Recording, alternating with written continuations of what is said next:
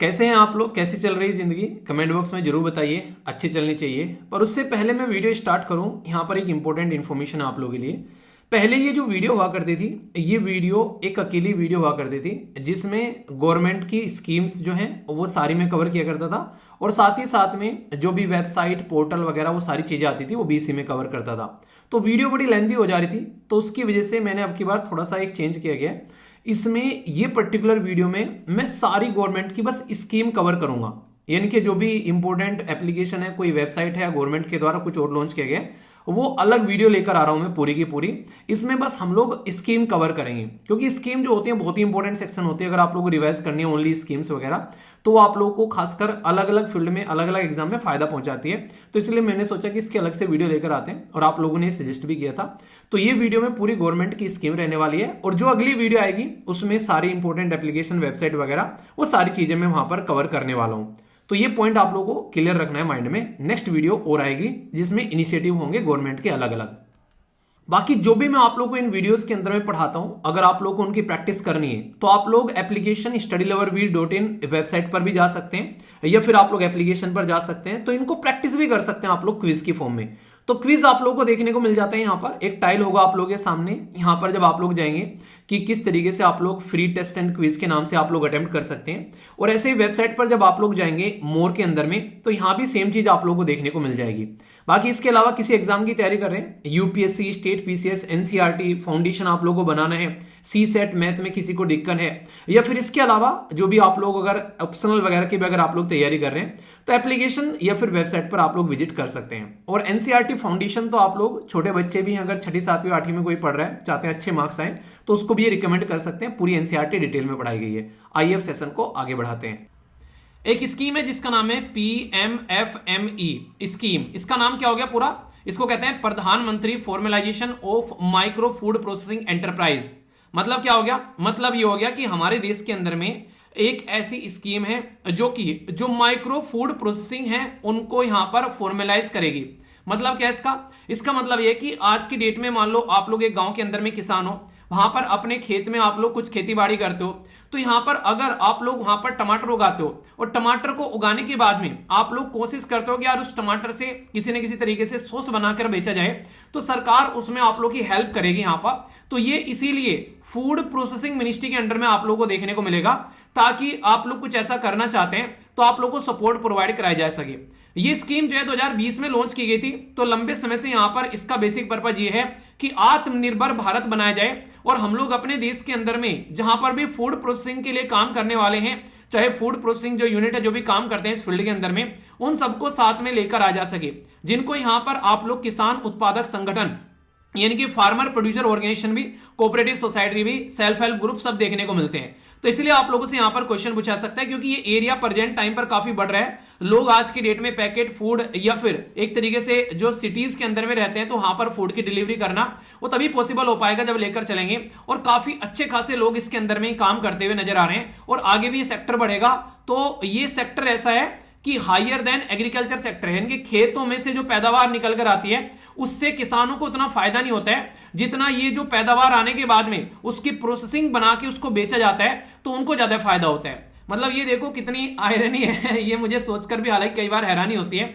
मतलब एक किसान खेतों में टमाटर उगा रहा है, पूरा अपना दिक्कत परेशानी सब झेलकर, उसको उतना फायदा नहीं है जिसने फाउंडेशन रखा, पर लेकिन उस टमाटर का टमाटो सॉस बनाकर जो बेच रहा है मार्केट के अंदर में, उसको ज्यादा फायदा आप लोगों को देखने को मिल रहा है। तो ये समस्या वाली बात है। तो ये समस्या का समाधान करने तो किसानों के पास में छोटी छोटी यूनिट्स होनी चाहिए कि वो अपने आप ही प्रोसेसिंग कर सके, ना कि बीच में कोई बड़ी इंडस्ट्री आए और वो फायदा उठाकर लेकर आ जाए। ये अनऑर्गेनाइज सेक्टर होगा, और अगर अकेला अकेला कोई काम करेगा तो इसको ऑर्गेनाइज करने की कोशिश की जा रही है, फॉर्मलाइज करने की कोशिश की जा रही है, ताकि ज्यादा से ज्यादा किसानों को भी फायदा इसका दिया जा सके।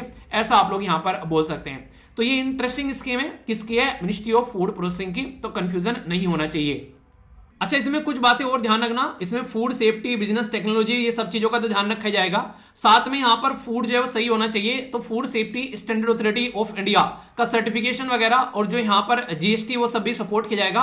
और सबसे इंटरेस्टिंग है, हर एक डिस्ट्रिक्ट के अंदर में अगर एक प्रोडक्ट आ जाए निकलकर, तो सोच के देखो, अच्छा हमारे देश के अंदर में टोटल कितने डिस्ट्रिक्ट हैं, जरा कमेंट बॉक्स में बताओ। तो यहां पर हर एक डिस्ट्रिक्ट का एक प्रोडक्ट अगर अच्छा हो जाए तो कितना फायदा देखने को मिलेगा। तो देश को आत्मनिर्भर बनाएगा, लोगों को जॉब क्रिएट करेगा और साथ ही साथ में फीमेल को भी सपोर्ट करता हुआ नजर आएगा। तो काफी फायदा इस सिस्टम का आप लोगों को देखने को मिलेगा इस स्कीम का। तो ये स्कीम जो है ये काफी इंपॉर्टेंट है यहाँ पर, और इसके बारे में इवन पीआईबी के अंदर भी आप लोगों से यहाँ पर कवर किया गया था कि इस स्कीम को कैसे बढ़ाना है, अलग अलग एरिया में जो भी किसान काम करते हैं उनको इसका फायदा देखने को मिल सके। भाई इस स्कीम के ऊपर में स्टार लगा लेना। मैं आप लोगों को बोलो, आप लोगों को मूवी भी देखनी है, खाना भी खाना है, एंटरटेन भी करना है, कुछ खरीदना भी है, तो कहां पर आप लोगों को जाना चाहिए? आप लोग बोलोगे वीर भाई हम ना मॉल चले जाएंगे, वहां पर सारी चीजें एक जगह इकट्ठे मिल जाती है। तो ये जो स्कीम है जिसको पीएम जन मन बोला गया है, ये समझ लो कि जो ट्राइबल कम्युनिटी है उनके लिए एक मॉल है जिसके अंदर में सब कुछ आप लोगों को वहीं पर मिल जाएगा। इनको घर देना, इनकी हेल्थ का ध्यान रखना, इनको एजुकेशन देना, यहाँ पर उनको किसी तरीके से उनकी आजीविका, इनके रोजगार प्रोवाइड करवाना, तो ये इसी तरीके की एक स्कीम हमारे देश के अंदर में लॉन्च की गई थी, जो कि यहाँ पर बार बार न्यूज में आती रहती है। 2023 में ये स्कीम लॉन्च की गई थी, पर ये कई बार न्यूज में आ जाती है जब इसके अंदर में अलग अलग ट्राइबल कम्युनिटी को इंक्लूड किया जाता है कोई सपोर्ट प्रोवाइड कराने के लिए। तो सबसे पहले तो इसकी फुल फॉर्म आप लोगों को पता होनी चाहिए। तो प्रधानमंत्री जनजातीय आदिवासी न्याय महाअभियान, तो उनको न्याय प्रोवाइड कराने का एक महाअभियान लॉन्च किया गया था गवर्नमेंट के द्वारा 2023 में, ताकि भाई उनका एक प्रॉपर डेवलपमेंट किया जा सके। किनका? ट्राइबल कम्युनिटी का। नहीं, ट्राइबल कम्युनिटी का नहीं, पर्टिकुलरली वनरेबल ट्राइबल कम्युनिटी का। यानी कि ट्राइबल कम्युनिटी तो हमारे देश के अंदर में 705 के करीब है, पर लेकिन उनमें से निचोड़कर वो ट्राइबल कम्युनिटी निकाल देना जो कि बिल्कुल गरीब लेवल की है, वो 75 आप लोगों को देखने को मिलेगी। तो ये 75 ट्राइबल कम्युनिटी हैं जिनको पर्टिकुलरली वनरेबल ट्राइबल कम्युनिटी कहते हैं, और ये ट्राइबल कम्युनिटी ज्यादातर उड़ीसा के अंदर में पाई जाती है। हमारे देश के अंदर में कोई बोले सबसे ज्यादा कहां पर पाई जाती है, तो उड़ीसा के अंदर में ध्यान रखना। और ये जो बेसिकली एक ट्राइबल कम्युनिटी है, इसका नाम भी आप लोग ध्यान रखना, ये भी उड़ीसा के अंदर में आप लोगों को देखने को मिलती है, जिसका नाम है बोंडा ट्राइब। ये पर्टिकुलरली ये प्रिमिटिव ट्राइबल कम्युनिटी है। तो इनको पक्का घर देने की बात की गई थी इस स्कीम के तहत में। तो यहां पर सबसे इंटरेस्टिंग बात है भाई, अगर तुमको घर भी प्रोवाइड कराना है, शिक्षा भी प्रोवाइड करानी है, रोजगार भी देना है, तो कोई शक्तिमान तो है नहीं एक ही इंसान सारे काम कर देगा। तो यहां पर ministry of tribal affair, ministry of rural development, ministry of health देने का काम करेगी, और स्किल जो है वो यहां पर स्किल देने का काम करेगी। तो ये पॉइंट आप लोग समझ सकते हैं। तो यहां पर first comprehensive particularly tribal community के लिए कोई ऐसा स्कीम लेकर आएगा जो कि रियलिटी में काफी इंपॉर्टेंट था। तो इसको आप लोग ध्यान रखना। और बेसिक पर्पज ये है कि भाई जब भारत में हम लोग अपने देश को डेवलप करें 2047 में, हम लोग अपने देश को बोले कि हम लोग अमृत काल का विजन देख रहे हैं, उस टाइम पर ट्राइबल कम्युनिटी पीछे ना छूट जाए। यहां पर तो ट्राइबल को जस्टिस मिलना चाहिए, उनके लिए भी गवर्नेंस होनी चाहिए, और हेल्थ के लिए भी उनके लिए काम किया जाए। तो ये स्कीम इसलिए लेकर आएगी। क्वेश्चन ये बता दो कि ट्राइबल कम्युनिटी में जो पर्टिकुलरली वर्नेबल ट्राइबल कम्युनिटी है, उसको यहां पर पहले हमारे देश के अंदर में ये किस पर्टिकुलर कमीशन के द्वारा रिकमेंड किया गया कि हाँ पर्टिकुलरली ट्राइबल कम्युनिटी यहां पर होनी चाहिए। ठीक है, जो नाम है वो डी से बनता है। देखता हूं किस किस को याद है यहां पर, तो ये कमेंट बॉक्स में लिखिएगा। तो ये उड़ीसा से निकलकर स्कीम आ रही है, यहां पर उड़ीसा के बारे में बात की जा रही है। तो अगर आप लोग उड़ीसा से आते हैं तो आप लोग थोड़ा सा ध्यान रखिएगा इसके बारे में भी। आप लोगों से स्टेट पीसेस के अंदर भी डायरेक्ट क्वेश्चन यहां से निकलकर आ जाएगा। ठीक है, तो ये बेसिक है, इंपॉर्टेंट है। जैसे हम लोगों ने एक स्कीम डिस्कस की पर्टिकुलरली वनरेबल ट्राइबल कम्युनिटी के बारे में, ऐसे ही पीएमजेवीके है यहां पर एक स्कीम जो कि माइनॉरिटी के लिए आप लोगों को देखने को मिलती है हमारे देश के अंदर में। तो जो भी हमारे देश के अंदर में आज के डेट में माइनॉरिटी यानी कि अल्पसंख्यक जो ग्रुप है, यहां पर कितने तरीके की माइनॉरिटी है नेशनल लेवल पर, जैसे कि जैन हो गया, बुद्धिस्ट हो गया, मुस्लिम हो गया, पारसीज हो गया, ये सारी की सारी माइनॉरिटी आती हैं। तो कितने प्रकार की है ये बताइए। तो इनके लिए भी एक स्कीम है जिसको कहते हैं पीएमजेवीके, यानी कि प्रधानमंत्री जन विकास कार्यक्रम। तो ये आप लोगों से पूछा जा सकता है कि किसके लिए है, तो माइनॉरिटी के लिए है। ये किसके द्वारा इंप्लीमेंट किया जाएगा, तो भाई साहब माइनॉरिटी अफेयर मिनिस्ट्री इंप्लीमेंट करेगी इसको। तो ये जो स्कीम है यहां पर हमारे देश के अंदर में, ये सेंट्रल स्पॉन्सर्ड स्कीम है। मतलब क्या है, सेंट्रल गवर्नमेंट और स्टेट गवर्नमेंट भाई मिलकर पैसा देंगी, पर इंप्लीमेंट करेगी स्टेट गवर्नमेंट यहां पर। तो स्पॉन्सर का मतलब है कि भाई हमारे पास से पैसा नहीं है, तुम स्पॉन्सर कर दो। तो सेंट्रल गवर्नमेंट स्पॉन्सर कर देती है पैसा देने के लिए। तो यहां पर क्योंकि अलग अलग स्टेट में अलग अलग तरीके की माइनॉरिटी पाई जाती है, तो इसलिए मिलकर काम करेंगे दोनों। अगर सेंट्रल सेक्टर स्कीम होती तो सेंट्रल गवर्नमेंट ही सारा पैसा देती है यहां पर। तो ये किस तरीके से, जैसे आप लोग ट्राइबल कम्युनिटी का डेवलपमेंट करते हो, ऐसे यहां पर माइनॉरिटी का डेवलपमेंट होगा। उनको बेसिक फैसिलिटी देखने को मिलेगी, उनका एजुकेशन प्रोवाइड कराना, स्किल डेवलपमेंट करना, उनको हेल्थ और हाउसिंग, वो सारी चीजें जो वहां पर ट्राइबल कम्युनिटी के लिए दी गई थी, यहां पर माइनॉरिटी के लिए प्रोवाइड कराई जाएगी इसके अंदर में। तो इस स्कीम को उस स्कीम के साथ में कंफ्यूज मत कर देना कल को चलकर, कि यार ये तो एक जैसी से सुनती सुनती सी स्कीम लग रही है, इसलिए आप लोगों को दोनों स्कीम एक साथ में पढ़ाती है यहां पर, ताकि आप लोग दोनों में डिफरेंस भी क्रिएट कर सको। तो ये इंपॉर्टेंट हो जाता है यहां पर। और ये आप लोगों को बताइए, जब सेंट्रल गवर्नमेंट पैसा देने की बात करती है तो अलग अलग डिपार्टमेंट के साथ में अलग अलग शेयर होता है। जैसे कि सेंटर और स्टेट जहां पर नॉर्मल राज्य हैं तो वहां पर 60% राज्य सेंट्रल गवर्नमेंट देगी, 40 यहां पर स्टेट गवर्नमेंट। पर जैसे नॉर्थ ईस्ट वाले राज्य हैं, जहां हिमालयन रीजन वाले राज्य हैं, जहां पहाड़ है, ज्यादा डेवलपमेंट नहीं होता है, तो वहां पर 90% सेंटर देती है और 10% स्टेट। और जहां पर आप लोगों को देखने को मिलेगा यूनियन टेरिटरीज वगैरह, भाई साहब वहां पर तो सारा का सारा पैसा सेंट्रल गवर्नमेंट ही लगा देती है। ठीक है, आजकल एग्जामिनर के बड़े मजे आते हैं आप लोगों के मजे लेने में। आप लोगों को कोई शॉर्ट फॉर्म लिख देगा और बता देगा किससे रिलेटेड है। यहां पर ये कह देगा कि भाई साहब टैक्स रैंप, यहां पर ये बता दो किससे रिलेटेड है। यहां पर ये किसानों से रिलेटेड है, विधवाओं से रिलेटेड है, टेक्सटाइल सेक्टर से रिलेटेड है, या फिर मैरीन इंडस्ट्री से रिलेटेड है।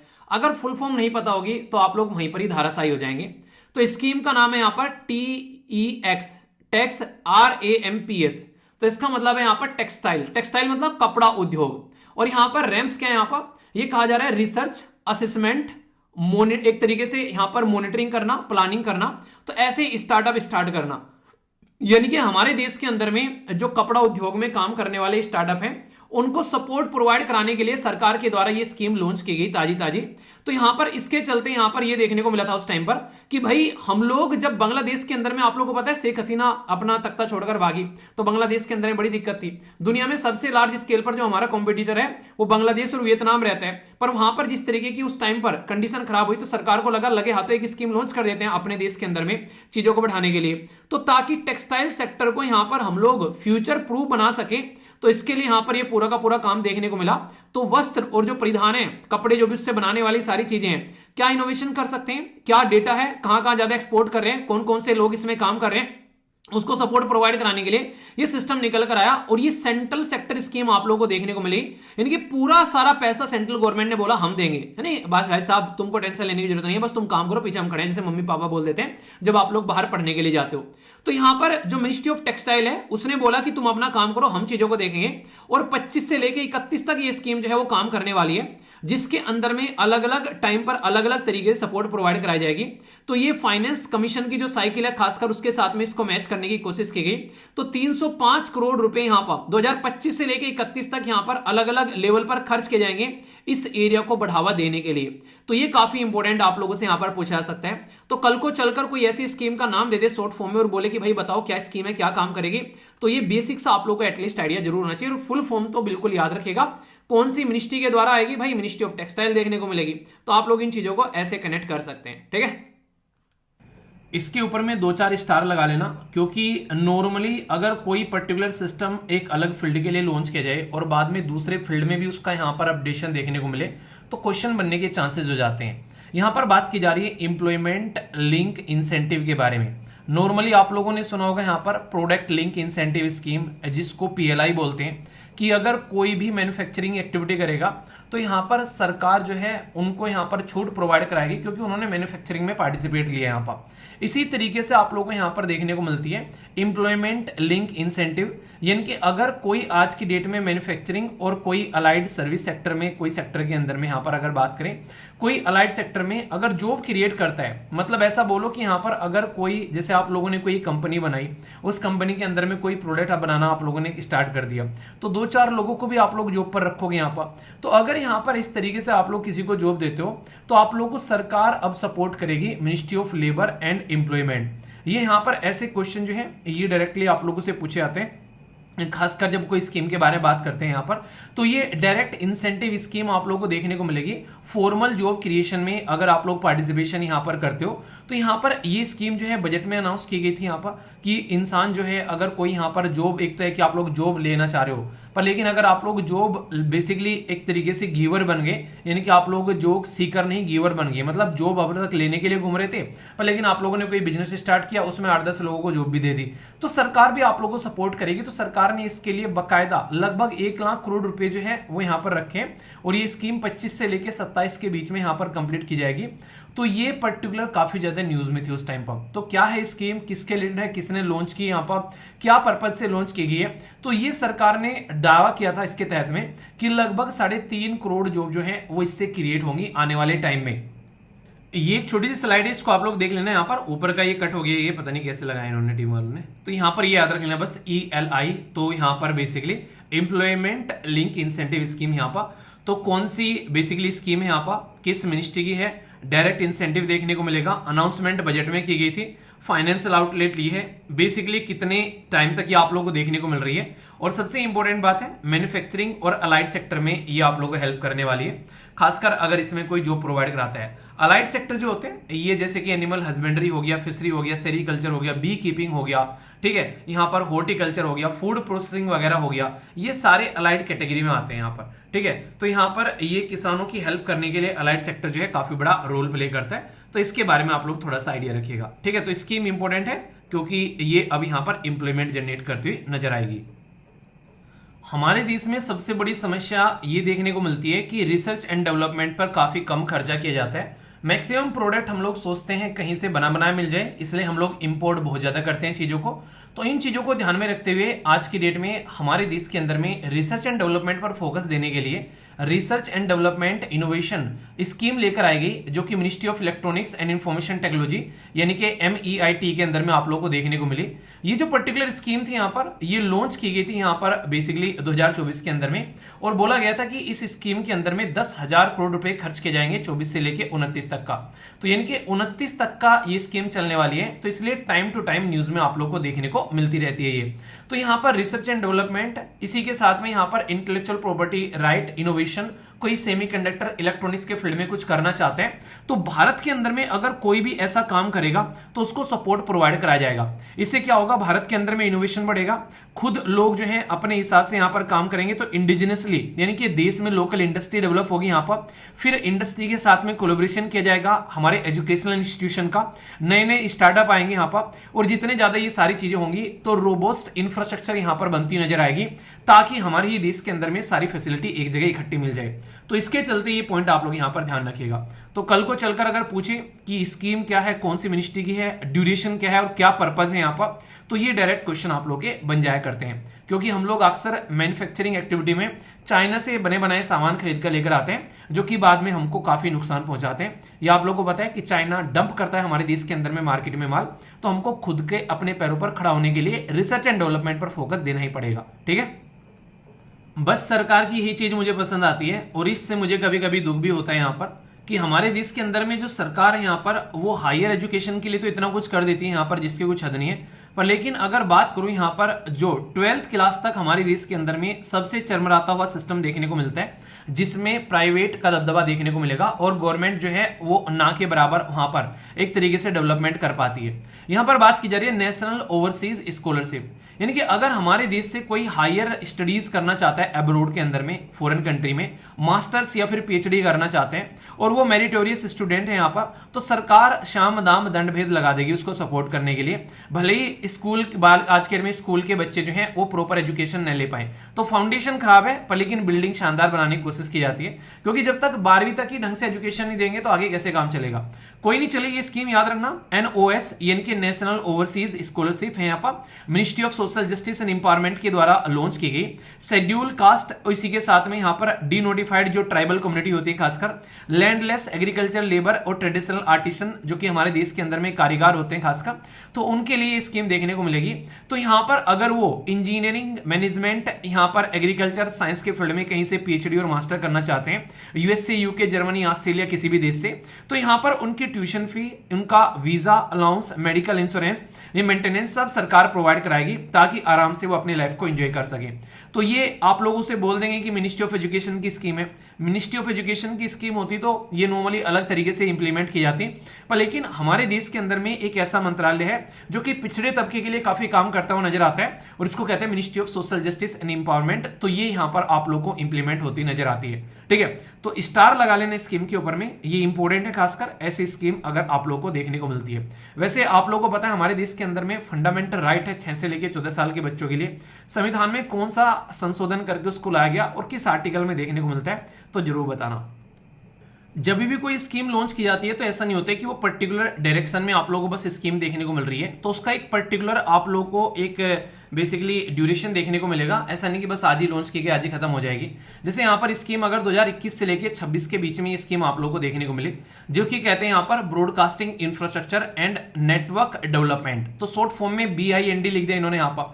लेकिन अगर मैं आप लोगों से बात करूं यहाँ पर, ये पर्टिकुलर बजट तो एलोकेशन किया गया, स्कीम लॉन्च की गई यहाँ पर इस टाइम पर लेकिन इंपॉर्टेंट क्या है कि मिनिस्ट्री ऑफ इंफॉर्मेशन ब्रॉडकास्टिंग ने इसलिए लॉन्च की ताकि हमारे देश के अंदर में जो प्रसार भारती का जो इंफ्रास्ट्रक्चर है, खासकर दूरदर्शन और ऑल इंडिया रेडियो का, वो और अच्छे लेवल पर हम लोग प्रोवाइड करा सके। क्योंकि आज की डेट में आप लोग FM रेडियो और टीवी का कवरेज जो है वो एक्सपेंड जितना ज्यादा होगा हमारे समाज के अंदर में, तो बहुत सारी इंफॉर्मेशन, बहुत सारी ऐसी स्कीम्स के बारे में अवेयरनेस और यहाँ पर ट्रांसमीटर के थ्रू लोगों को अपडेट किया जा सकेगा सरकार के द्वारा। तो यहाँ पर डिजिटल सिस्टम का इस्तेमाल कर भी यहाँ पर इस चीज को इंप्लीमेंट करने की कोशिश की जा रही है। तो शॉर्ट फॉर्म में वो दे देंगे कि बिंड क्या है, BIND। तो अगर आप लोगों को यहाँ पर इसके बारे में पता होगा फुल फॉर्म क्या है इसकी, तो अच्छा रहेगा। कौन सी मिनिस्ट्री की स्कीम है, क्या पर्पज है इसका, तो ये कुछ बेसिक बातें आप लोग यहाँ पर समझ सकते हैं। तो ये इंपॉर्टेंट है, हल्का सा आइडियाज के बारे में आप लोग रख सकते हैं। क्या आप लोगों को पता है कि आप लोगों के नाम पर कोई ऐसा सिम भी रजिस्टर हो सकता है जिसके बारे में आप लोगों को अंदाजा नहीं है? इन्हीं चीजों को रोकने के लिए हमारे देश के अंदर में जो फ्रॉड हो रहे हैं, यहां पर संचार मित्रा स्कीम लेकर आएगी यहां पर department of telecommunication, ministry of communication के द्वारा। आज की डेट में आप लोग अगर कोई भी सिम लेकर आते हैं तो आप लोगों को यहाँ पर फेक सिम देखने को मिलते हैं कई बार यहाँ पर, और कई बार फेक कॉल आती हुई नजर आती है। आप लोगों के नाम पर कोई सिम पता चला, डुप्लीकेट कर निकाल लिया, क्योंकि जहां पर भी सिम लेते हैं आप लोग अपनी आईडी वगैरह सब सबमिट करते हैं, तो कई बार आपके नाम पर साइबर बेसिकली थ्रेट आती हुई नजर आती है। तो यहाँ पर ये ऐसी चीजें नॉर्मली आज के डेट में एक पैटर्न बन गया है, तो लोगों को अवेयर कराना बहुत ज्यादा जरूरी है। तो यहाँ पर इस स्कीम का पर्पज यही है कि प्रोटेक्ट किया जाए मोबाइल सब्सक्राइबर को फ्रॉड से, इंक्लूडिंग फेक सिम अगर उनका किसी ने निकाल लिया है, स्पैम कॉल अगर उनको कोई देखने को मिल रही है, साथ ही साथ में अगर कोई थ्रेट आ रहा है उनको यहाँ पर, तो उनकी डिजिटल सेफ्टी और ट्रांसपेरेंसी को प्रोटेक्ट करने के लिए यहाँ पर ये department of telecommunication, ministry of communication ये सिस्टम लेकर आई है। अब यहाँ पर एक इंपॉर्टेंट बात क्या है, यहाँ पर इसके फीचर क्या है। यहाँ पर एक तो क्रिएट करेंगे वॉलेंटियर नेटवर्क, जिनको संचार मित्र बोला जा रहा है लोकल लेवल पर, यानी कि वॉलेंटियर एक तरीके से आप लोग बोल सकते हैं कि एक तरीके से स्वयं सेवक बोलते हैं इनको। आप लोग बोलते हैं, जैसे मैं बोलूं कि अगर हम लोग को मॉनसून के टाइम पर पेड़ लगाने, तो मैं कहूं कि यार जिसको पेड़ लगाने, तो हम लोग मिलकर एक मुहिम चला सकते हैं कि SLV आर्मी प्लांटिंग ट्री, यानी कि SLV के जो बच्चे हैं वो ट्री प्लांट कर रहे हैं। तो सोशल मीडिया पर भी हम लोग हैशटैग शेयर कर सकते हैं। जो भी कोई अगर यहाँ पर इस हैशटैग को सर्च करेगा तो पता चल जाएगा किस किसने यहाँ पर प्लांट किया है, इनके पेड़ लगाए। तो यहाँ पर मिलकर काम किया जा सकता है। तो ये वॉलेंट्री है, यानी कि आप लोग अपने आप से अपने हिसाब से स्टार्ट कर सकते हैं। तो यहाँ पर ये मिलकर हम लोग इस चीज को स्टार्ट कर सकते हैं। तो ये लोगों को अवेयर कराने के लिए तो वॉलेंटियर नेटवर्क तैयार किया जाएगा यहाँ पर लोकल लेवल पर। और ये जो वॉलेंटियर हैं ये वेरीफाई करेंगे सिम या कोई फ्रॉड कम्युनिकेशन, CFT प्रैक्टिस के बारे में बात करेंगे। और यहाँ पर TAFCOP, तो यहाँ पर टैफकॉप पोर्टल आप लोग याद रखना ये किससे रिलेटेड है, तो ये काफी इंपॉर्टेंट है। एक एग्जाम में अभी क्वेश्चन बना था इससे। ये टेलीकॉम एनालिस्ट जो for the fraud management and counter protection system आप लोग को देखने को मिलेगा। किसी के साथ में अगर कोई फ्रॉड हो गया तो ये पर्टिकुलर एक तरीका सिस्टम आप लोग यहाँ पर यूज कर सकते हैं। सिटीजन चेक कर सकते हैं कि कितने सिम उसके नाम पर रजिस्टर है, उसके नाम से कैसे यहाँ पर पता चला कोई और भी सिम चल रहा है और आप लोग को अंदाजा नहीं है। तो इन सब चीजों को ध्यान में रखते हुए ये पूरा का पूरा सिस्टम क्रिएट किया गया है। देखो जितनी ज्यादा फैसिलिटी उतने ही ज्यादा चोंचले। तो आज की डेट में आप लोग समझ सकते हैं कि दुनिया में समस्या बहुत सारी है, तो उन समस्याओं को डील करने के लिए सरकार को अलग अलग इनिशिएटिव लॉन्च करने पड़ते हैं। पर लेकिन सबसे ज्यादा जरूरी इंपॉर्टेंट बात जो मुझे पर्सनली लगती है वो ये है कि हम लोगों को इसके बारे में अवेयर रहना बहुत जरूरी है। हम लोग अक्सर जो है इन चीजों को इग्नोर कर देते हैं। कई बार कई सारी जगह अपनी आईडी वगैरह ऐसे ही देकर आ जाते हैं। यहाँ पर कहीं पर भी कोई आईडी वगैरह भी अगर आप लोग जाकर दिया करो तो उसके ऊपर में लिख दिया करो कि ओनली फॉर दिस पर्पज, ताकि उसका गलत इस्तेमाल न हो सके। और आधार कार्ड में भी ऐसे मास्क आधार कार्ड आ गए हैं जिसमें आप लोग अपना आधार कार्ड डाउनलोड कर सकते हैं। पूरा आधार कार्ड दिखाई नहीं देगा, कुछ पोर्शन आप लोगों को उस पर लिखा रहेगा वो दिखाई देगा। तो आप लोगों को यहाँ पर इससे कोई दिक्कत भी नहीं देखने को मिलेगी। तो ये ध्यान रखना। तो संचार मित्र स्कीम क्या है, यहाँ पर किस पर्टिकुलर पर्पज के लिए है, यहाँ पर सरकार क्या करना चाहती है इसके थ्रू, तो आप लोगों को प्रोटेक्शन प्रोवाइड कराने के लिए इंपॉर्टेंट स्कीम है यहाँ पर ये। ठीक है, ये एक स्टार लगाने वाली स्कीम है क्योंकि जब ये लॉन्च की गई तो जोर शोर से यहाँ पर लॉन्च की गई। और यहाँ पर काफी इंपॉर्टेंट भी है हमारे देश के अंदर में किसानों को फायदा पहुंचाने के लिए प्रधानमंत्री धन धान्य कृषि योजना। हमारा देश जो है वो कहीं ना कहीं बहुत ही बड़ा देश है और यहाँ पर काफी लार्ज स्केल पर अलग अलग स्टेट और उनके अंदर में डिस्ट्रिक्ट देखने को मिलते हैं। तो डिस्ट्रिक्ट लेवल पर अगर काम किया जाए तो ज्यादा बेटर रहेगा। तो सरकार ने यहां पर ये एक कॉम्प्रिहेंसिव स्कीम लॉन्च की एग्रीकल्चर डेवलपमेंट इनहेंस करने के लिए फार्मर इनकम और क्लाइमेट रेजिलिएंट। वैसे हमारे देश के अंदर में 2022 तक किसानों की इनकम डबल करने की बात की गई थी, पर 2022 कब का पीछे छूट गया। अब तक भी हम लोग यहाँ पर किसानों की इनकम जो है वो डबल नहीं कर पाए, पर लेकिन कई सारे एरिया में अच्छा डेवलपमेंट हुआ है जिनको और अच्छे लेवल पर आगे लेकर चलने की कोशिश की जा रही है। इरिगेशन, सोयल हेल्थ के बारे में या ऑर्गेनिक फार्मिंग के बारे में बात की जा रही है। क्रॉप को डाइवर्स किया जा रहा है, एग्रीकल्चर की इंफ्रास्ट्रक्चर डेवलप की जा रही है, स्टोरेज और वेयर हाउसिंग बनाने की बात की जा रही है और ट्रेनिंग जो है वो की जाएगी।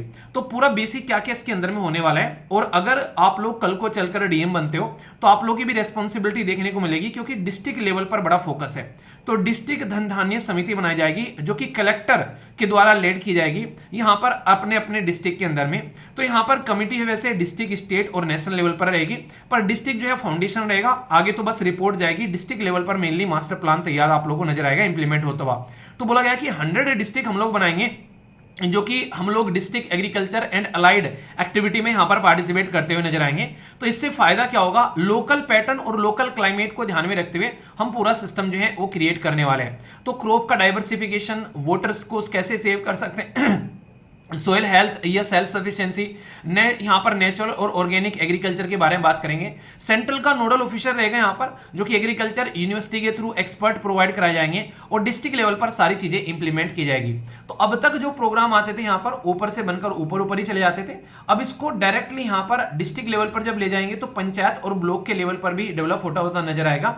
ग्राउंड लेवल पर यहां पर ये स्कीम पहुंच पाएगी। तो ये लेकर किसानों से, ये सोयल की हेल्थ से लेकर हर एक लेवल पर काम करती है यहां पर नजर आ रही है। इसलिए इस स्कीम के बारे में काफी ज्यादा डिबेट और डिस्कशन हुआ यहां पर। इसमें यह बोला गया कि 100 के करीब एग्री डिस्ट्रिक्ट बनाएंगे और इसके अंदर में 36 जो मिनिस्ट्री की अलग अलग स्कीम है यहां पर, यानी कि 36 स्कीम है लगभग 11 मिनिस्ट्री की, वो इसके अंदर में सब्ज्यूम करने की बात की जा रही है यहां पर। तो ये काफी इंपॉर्टेंट है यहां पर। और इसके अंदर में एनुअली लगभग 24,000 करोड़ रुपए खर्च किए जाएंगे। 25-26 से स्टार्ट की गई यहां पर और 6 साल तक यहां पर ये स्कीम जो है वो चलने वाली है। तो एक तरीके से पूरा का पूरा देश के अंदर में एग्रीकल्चर ढांचे में एक ह्यूज इन्वेस्टमेंट है, क्योंकि 24,000 करोड़ पर ईयर की बात की जा रही है। तो इसको 6 से मल्टीप्लाई कर दो और अपना सी सेट बताओ कैसा है तुम्हारा सी सेट, और कमेंट बॉक्स में लिखो कि कितना टोटल पैसा खर्च के जाना है। तो इससे आप लोगों को अंदाजा लगेगा कि कितनी बड़ी स्कीम है अपने आप में। इसीलिए यहां पर इसको बहुत जोरों शोरों से सरकार के द्वारा लॉन्च किया गया था, ताकि ग्राउंड लेवल पर रियलिटी में इसका इंपैक्ट यहां पर देखने को मिल सके। तो डिस्ट्रिक्ट लेवल पर क्या इंपैक्ट डालेगी, तो ये भी आप लोगों को यहां पर समझना है क्या डायमेंशन है। तो बेसिक इंफॉर्मेशन आप लोगों को आइडिया होना चाहिए, ठीक है। ये काफी इंपॉर्टेंट स्कीम लगी थी मुझे, तो इसके बारे में आप लोग ध्यान रखना, खासकर जब ये लॉन्च की गई थी। तो यहां पर scheme for promotion of culture science, यानी कि आप लोगों को अगर मैं बोलूं कि हमारे देश के अंदर में अंधविश्वास का एक अलग ही लेवल की कहानी चलती है। लोगों के अंदर में बुद्धि नहीं है, बुद्धि का इस्तेमाल करना जानते नहीं है। यहां पर कई बार उनको उस तरीके से गाइड किया जाता नहीं है। तो आप लोगों को क्या ये सही है या फिर गलत है, आप लोगों की क्या राय है यहां पर। तो यहां पर बात की जा रही है scheme for promotion of culture, यानी कि साइंस की कल्चर को प्रमोट किया जाएगा। यानी कि जैसे आप लोगों को बोलो तो साइंटिफिक टेम्पर जनरेट किया जाएगा, बुद्धि का विकास किया जाएगा। जैसे हमारी फंडामेंटल ड्यूटीज कहती हैं कि हम लोग को सही और गलत का फर्क पता होना चाहिए। तो इसके चलते पहले हम लोग को उस तरीके से सोचना सिखाया जाएगा। तो साइंटिफिक टेम्पर और क्यूरियोसिटी जनरेट की जाएगी बच्चों और यूथ के अंदर में। उनकी एक्सपेरिमेंटल लर्निंग होनी चाहिए, रट्टाफिकेशन से दूर किया जाएगा। इसके चलते ये नेशनल जो council of science museum under ministry of culture के काफी बड़ा रोल प्ले करने वाली है। साथ ही साथ में यहां पर जैसे साइंस सिटी हो गया, इनोवेशन हब हो गया, साइंस सेंटर हो गए, तो यहां पर लोगों को साइंस के करीब ले जाया जाएगा, जिससे कि साइंस के फील्ड में एग्जीबिशन लगेंगे, वर्कशॉप लगेंगे। मोबाइल साइंस यूनिट आप लोगों को देखने को मिलेगी, जिसमें खासकर जो ऐसे दूर दराज वाले इलाके होते हैं, जैसे रूरल एरिया हो गया, गांव दूर दराज वाला, देहात वाला क्षेत्र, वहां तक तो साइंस एजुकेशन वहां तक पहुंचाने की कोशिश की जाएगी जहां तक अब तक चीजें नहीं पहुंची है। तो ऐसा काम करने के लिए पूरा सेंट्रल गवर्नमेंट पैसा दे रही है। तो ये सेंट्रल सेक्टर स्कीम है। स्कीम दो तरीके से होती है, सेंट्रल सेक्टर और सेंट्रल स्पॉन्सर्ड। तो ये सेंट्रल सेक्टर स्कीम आप लोगों को देखने को मिलेगी। नेशनल लेवल का ये इनिशिएटिव है। तो यहां पर कॉस्ट शेयरिंग जो है आप लोग देख सकते हैं नॉर्मली टिपिकली जो है फंड जो है वो सेंट्रल गवर्नमेंट के द्वारा दिया जा रहा है, पर कोस्ट शेयरिंग स्टेट के साथ में रीजनल सेंटर में अगर कोई और अपना अपडेट करना चाहते हैं तो राज्य भी जो है वो साझेदारी कर सकते हैं अपने हिसाब से। वैसे फंड का पैटर्न जो है वो यहां पर बोला है कि सेंट्रल गवर्नमेंट 100% नेशनल लेवल पर इनिशिएटिव चलाएगी। अगर उसी लेवल पर यहां पर स्टेट गवर्नमेंट कोई और चेंज करना चाहती है, अपने लेवल पर कुछ करना चाहती है, तो वो भी यहां पर पार्टिसिपेट कर सकती है अपने हिसाब से। ठीक है, तो ये भी छूट यहां पर दी गई है। तो फंडामेंटल ड्यूटी हमारे देश के अंदर में, संविधान के अंदर में कौन से आर्टिकल में आती है, कौन सा संविधान संशोधन करके हमारे देश के अंदर में फंडामेंटल ड्यूटी ऐड किया गया था, इसके बारे में आप लोगों को बताना है। देखता हूं आप लोग कितने अच्छे से इसको समझ पाते हैं, क्योंकि ये काफी इंपॉर्टेंट है। यहां पर कहीं ना कहीं आप लोगों से कई बार क्वेश्चन पूछते, इस तरीके से आप लोगों से क्वेश्चन पूछे जाते हैं, अगर आप लोग चीजों को अंडरस्टैंड कर पाते हो तो। ठीक है, तो बताना जरूर यहां पर, मैं चाहता हूं कि आप लोग इनके आंसर जरूर दिया करो जो क्वेश्चन आप लोगों से पूछे जाते हैं। ठीक है, कौन सी कमेटी थी जिसने फंडामेंटल ड्यूटी जो है उसके बारे में सजेशन दिया था, तो ये भी पूछ लिया जाता है। ठीक है, क्योंकि अभी आप लोगों को मैं बता दूं बहुत ही इंपॉर्टेंट है, क्योंकि हमारे देश के अंदर में जो 1976 में 42वें संविधान में संशोधन किया गया था, तो वो रिसेंटली अभी काफी ज्यादा न्यूज में आप लोगों को देखने को मिला, तो इसके चलते आप लोग समझ सकते हैं। तो 51वां आर्टिकल था, 51A के अंदर में फंडामेंटल ड्यूटी ऐड की गई थी।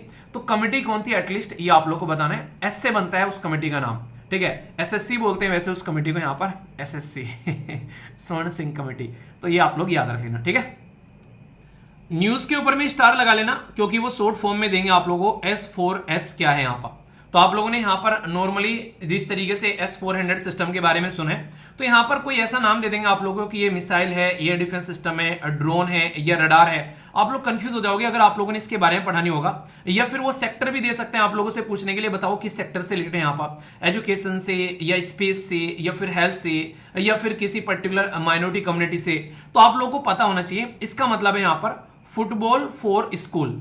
तो फुटबॉल फॉर स्कूल ये इनिशिएटिव है जो कि हमारे देश के द्वारा ये बेसिकली इसका पार्ट बना गया।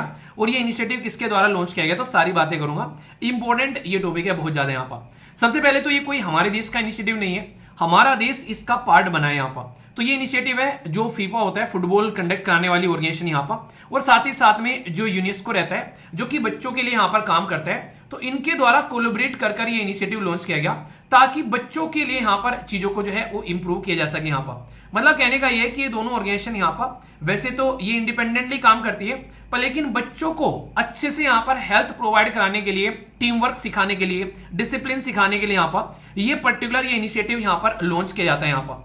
तो यहाँ पर जो ये federation for the football association आप लोगों को देखने को मिलता है, और जो यूनेस्को है जिसको United Nation Educational Culture Scientific Organisation आप लोग नॉर्मली बोलते हो, तो ये पर्टिकुलर ऑर्गेनाइजेशन मिलकर काम कर रही है यहाँ पर ताकि बच्चों के लिए यहाँ पर फुटबॉल को लेकर आ जा सके, खासकर करिकुलम के साथ में यहाँ पर। तो यहाँ पर ये क्या करेंगे, ये एजुकेशन के साथ में फुटबॉल को यहाँ पर एक तरीके से इंटीग्रेट करने वाले हैं, जिससे स्किल वैल्यू और फिजिकल एक्टिविटी बढ़ेगी। क्योंकि फुटबॉल आप लोग एक रूम में बैठ के नहीं खेल सकते, आप लोगों को फुटबॉल खेलने के लिए ग्राउंड पर उतरना पड़ेगा, मेहनत करनी पड़ेगी, पसीना बहाना पड़ेगा। तो जब पसीना बहेगा तो इंसान की हेल्थ अपने आप ठीक होगी, टीम में मिलकर काम करना पड़ेगा, अकेले नहीं कर सकता, टीम वर्क करना पड़ेगा, डिसिप्लिन आएगा इससे। तो ये एक तरीके का इंक्लूसिव ग्रास रूट डेवलपमेंट है यहाँ पर। और इसके अंदर में जो बच्चे हैं वो 4 से लेकर 14 साल के बच्चे आप लोगों को देखने को मिलेंगे। तो यहां पर एक सेकंड रुक जाना, इंपॉर्टेंट है आप लोगों के लिए, क्योंकि यहां पर आप लोगों को पता है हमारे देश के अंदर में जब एजुकेशन के बारे में बात करते हैं तो एजुकेशन फंडामेंटल राइट है, बताइए किस आर्टिकल के अंदर में है, तो ये आप लोगों को बताना है। तो यहां पर उसके अंदर में आप लोगों को देखने को मिलेगा 6 से लेकर 14 साल के बच्चों के बारे में बात की जाती है। और यही सेम अधिकार दिव्यांगन के बारे में बात करते हैं तो 6 से लेकर 18 साल की बात की जाती है। तो इसलिए मैं आप लोगों को समझा रहा हूं, जब कोई डिफरेंट टाइम ड्यूरेशन आ जाया करें यहां पर, तो आप लोगों को थोड़ा सा ध्यान देकर यहां पर चलना पड़ेगा, क्योंकि क्वेश्चन पूछ लेंगे आप लोगों से और वो यहां पर कुछ और टाइम ड्यूरेशन देंगे, क्योंकि एक्सपेक्ट करते हैं कि कम से कम ये तो आप लोगों को पता होना चाहिए यहां पर। तो इतना आप लोगों को यहां पर कि भाई साहब आर्टिकल 21 के अंदर में हमारे देश के अंदर में 86वां कॉन्स्टिट्यूशन अमेंडमेंट करके 2002 में इसको लेकर आएगा कि हाँ फंडामेंटल राइट बनाना है, राइट टू एजुकेशन। फिर हमारे देश के अंदर में जो एक तरीके से कानून लेकर आया गया 2009 में, तो फिर उससे यहाँ पर इसको इंप्लीमेंट किया गया। तो ये बेसिक है, वो एक्सपेक्ट करते हैं कि आप लोगों को पता ही होगा, ठीक है। तो इसलिए ध्यान रखना, तो 4 से लेकर 14 साल के बच्चों के लिए यहाँ पर ये, और ये हमारे देश के अंदर में लॉन्च किया गया 2022 के अंदर में। ये इंडिया के अंदर में मिनिस्ट्री ऑफ एजुकेशन और ऑल इंडिया जो कि फुटबॉल फेडरेशन है उसने मिलकर यहां पर इसको स्टार्ट किया। मतलब कहने का ये हो गया कि हमारे देश के अंदर में जब ये इनिशिएटिव निकल कर आता है तो ये इनिशिएटिव जो है यहाँ पर दो ऑर्गेनाइजेशन के द्वारा मिलकर आता है। एक तो मिनिस्ट्री मैंने आप लोगों को बता दी यहाँ पर, तो मिनिस्ट्री एजुकेशन हो गई क्योंकि एजुकेशन के फील्ड में यहाँ पर इसको लेकर आ रहे हैं, और दूसरा क्योंकि फुटबॉल का गेम है तो फुटबॉल वाले मिलकर आ गए, तो दोनों मिलकर यहाँ पर इसको इंप्लीमेंट करने की कोशिश यहाँ पर की जा रही है ये इस ग्लोबल इनिशिएटिव को। तो ये इंपॉर्टेंट पॉइंट आप लोग यहाँ पर इसके बारे में ध्यान रखना। इसी के साथ में यहाँ पर इंडिया एशिया के अंदर में खासकर साउथ एशियन कंट्री में पहला देश बन गया जिसने इसको एक्सेप्ट किया था। और सबसे इंटरेस्टिंग चीज है नेशनल एजुकेशन पॉलिसी हमारे देश के अंदर में जो कि तीसरे नंबर की लेकर आई गई 2020 के अंदर में। इससे पहले दो आ चुकी है, किसके साल में आई है तो ये बताइए। एक तो 1968 में आई है, दूसरी कब में आई है ये आप लोगों को बताना है, और ये तीसरी है हमारे देश के अंदर में जो कि यहाँ पर होलिस्टिक डेवलपमेंट करना चाहती है बच्चे का, साथ साथ में स्पोर्ट भी खिलाना चाहती है। आप लोगों ने एक कहावत सुनी होगी, पढ़ोगे लिखोगे तो बनोगे खराब, खेलोगे कूदोगे बनोगे तो नवाब। अब ये हो गई है, पहले क्या थी, पहले थी पढ़ोगे लिखोगे बनोगे नवाब, खेलोगे कूदोगे बनोगे खराब, लेकिन आज उल्टा हो चुका है, खेल कूद वाले नवाब बन गए आज के डेट में, सेलिब्रिटी बन जाते हैं। तो इस तरीके से समझ सकते हैं। तो आज दोनों ही जरूरी है, पढ़ाई लिखाई भी और खेल कूद भी, और इसी को लेकर ये इनिशिएटिव आप लोगों के सामने है। तो football for school direct question आप लोगों से पूछ लेंगे, क्या है, कंफ्यूजन नहीं होना चाहिए। ओके, गवर्नमेंट के कुछ इनिशिएटिव बहुत ही बेहतरीन होते हैं, ऐसा ही एक इनिशिएटिव है यहाँ पर तलाश इनिशिएटिव। तलाश वर्ड को अगर आप लोग हिंदी में देखोगे तो किसी चीज की खोज करना, तो उसका पहल आप लोग यहाँ पर बोल सकते हो। तो ये जो तलाश इनिशिएटिव है यहाँ पर, ये बेसिकली किस चीज के लिए सेट किया गया ये आप लोग ध्यान रखना। इसको कहते हैं ट्रेकिंग एडोलेसेंट जो लाइफ्स होती हैं, जो आज के में खासकर अगर आप लोगों से मैं वैसे बोलूं तो यहाँ पर जो एडोलेसेंट एक पर्टिकुलर एज ग्रुप आप लोगों को देखने को मिलेगा बच्चों का यहाँ पर, तो उसके ऊपर में फोकस किया जाता है यहाँ पर। लेकिन ये सबके लिए नहीं है, यहाँ पर सबसे इंपॉर्टेंट क्या है, यहाँ पर जो फोकस किया गया ये एकलव्य मॉडल स्कूल रेजिडेंशियल वाले स्कूल पर फोकस किया गया। तो tracking adolescent lives for advancement through survey and high frequency data, तो ये इनिशिएटिव दो पर्टिकुलर सिस्टम के द्वारा मिलकर स्टैब्लिश किया गया। क्योंकि एजुकेशन के बारे में बात की जा रही है तो मिनिस्ट्री ऑफ एजुकेशन और एनसीईआरटी ने यहां पर बात की, खासकर उन पर्टिकुलर स्कूल के अंदर में जाकर बच्चों की हेल्थ के बारे में ध्यान रखा जाएगा जो यहां पर आज की डेट में एकलव्य स्कूल जो है ये ट्राइबल कम्युनिटी के लिए एक तरीके से रेजिडेंशियल स्कूल होते हैं कि वहीं पर ही उनको रखकर खाना पीना सब कुछ उनका वहीं पर ही होगा। क्योंकि ट्राइबल तो जंगल में रहते हैं तो वहां पर फैसिलिटी मिल नहीं पाती है, तो इनको अगर कोई भी मेंटल हेल्थ इशू होते हैं वो सारी चीजें इनको प्रॉपर साइकोलॉजिकल इंटरवेंशन के थ्रू यहाँ पर साइकेट्रिस्ट प्रोवाइड कराकर इनकी हेल्थ को इंप्रूव किया जाएगा। और इस तरीके से चीजों को ध्यान में रखते हो यहाँ पर, क्योंकि अगर आप लोग की हेल्थ सही नहीं है तो कैसे आप लोग पढ़ाई कर पाओगे, तो ये चीजें आप लोग समझ सकते हैं। तो पर्टिकुलर कम्युनिटी पर फोकस करना ये बड़ी बात थी। वैसे इस इनिशिएटिव के बारे में जब मैंने पहली बार पढ़ा तो मैं काफी सरप्राइज था कि मैंने कहा इतने डीपली भी चीजों को सोचा जाता है, तो ये अपने आप में काफी इंपॉर्टेंट हो जाता है। तो मिनिस्ट्री ऑफ ट्राइबल भी यहाँ पर पार्टिसिपेट आप लोगों को करती हुई नजर आती है, क्योंकि इस तरीके का जब इनिशिएटिव होगा तो नॉर्मली समझ सकते हैं आप लोग यहाँ पर कि उसका भी आप लोगों को यहाँ पर पार्टिसिपेशन देखने को मिलेगा। तो तलाश के बारे में आप लोग यहाँ पर ध्यान रख सकते हैं। कल को चलकर अगर क्वेश्चन पूछा है तो कंफ्यूजन आप लोगों को इसको लेकर नहीं होना चाहिए। तो बच्चों के लिए बेसिकली काउंसिल के बारे में बात की जा रही है, खासकर ट्राइबल कम्युनिटी के ऊपर फोकस देने की कोशिश की जा रही है यहाँ पर। और एनसीईआरटी तो जानती है यहाँ पर रिसर्च एंड डेवलपमेंट के लिए जानी जाती है, बच्चों से रिलेटेड क्या क्या समस्याएं हैं उनका समाधान करने के लिए जानी जाती है। तो tribal aptitude life skill and self esteem hub भी नॉर्मली बोल देते हैं इसको। तो तलाश की वो फुल फॉर्म भी लिख देते हैं, तो ये भी आप लोगों को कोई लिख दे तो इसको भी आप लोग कंफ्यूज मत हो जाना यहाँ पर, ठीक है। तो तलाश यानी कि ट्राइबल एप्टीट्यूड लाइफ जो यहाँ पर skill and life steam hub, तो यहाँ पर ये भी वो सेल्फ स्टीम हब, तो ये भी आप लोगों को देखने को मिलेगा। तो ये पर्टिकुलर इसके बारे में भी आप लोग ध्यान रख सकते हैं। तो जो यहाँ पर ट्राइबल कम्युनिटी के जो एकलव्य जिनको EMRS मॉडल बोलते हैं उनमें ये सिस्टम फॉलो किया जाता है नॉर्मली, ठीक है। तो ये दोनों के दोनों एक्रोनिम है यहाँ पर। इसके लिए अगर आप लोगों से पूछे तो किस तरीके से है तो दोनों को आप लोग कनेक्ट कर सकते हैं यहाँ पर। तो ये बेसिक है, इंपॉर्टेंट है, पर इतना जरूर याद रखिए किससे रिलेटेड है, तो ट्राइबल कम्युनिटी से रिलेटेड यहाँ पर बात की जा रही है। तो एटलीस्ट ये जरूर ध्यान में रखना। और ये EMRS मॉडल के ऊपर ऑलरेडी क्वेश्चन पूछा जा चुके हैं, जिनको एकलव्य मॉडल रेजिडेंशियल स्कूल बोलते हैं, यानी कि ट्राइबल कम्युनिटी के बच्चों को यहाँ पर पढ़ाया जाएगा, वहीं पर उनका ध्यान रखा जाएगा, सारी चीजें आप लोगों को वहां पर देखने को मिलेगी, कोई दिक्कत नहीं रहेगी। तो एनसीईआरटी जो है यहाँ पर इस पर फोकस देकर चलती है, ठीक है। तो ये चीज समझ सकते हैं यहाँ पर। तो ये करियर काउंसिल के बारे में, उनको किस तरीके से उनकी जिंदगी में कुछ अप डाउन हो रहे हैं उसको ध्यान रखना, ई लर्निंग प्रोवाइड कराना, तो ये उनको भी एजुकेशन मिले अच्छे से, ये सब फोकस है यहाँ पर। अच्छा, ये एक बहुत ही इंपॉर्टेंट एक स्कीम है यहाँ पर, ये बात की जा रही है बीमा सखी योजना के बारे में। हमारे देश के अंदर में LIC जो कि बीमा के नाम पे सबसे बड़ी एजेंसी है, आप लोगों ने नॉर्मली सुना होगा कि LIC करवा ले, बीमा करवा ले, तो ये बिल्कुल एक तरीके से बड़ा ही फेमस एक कंपनी आप लोगों को गवर्नमेंट के अंडर में देखने को मिलती है। इसने एग्रीमेंट साइन किया रूरल डेवलपमेंट मिनिस्ट्री के साथ में बीमा सखी योजना के लिए।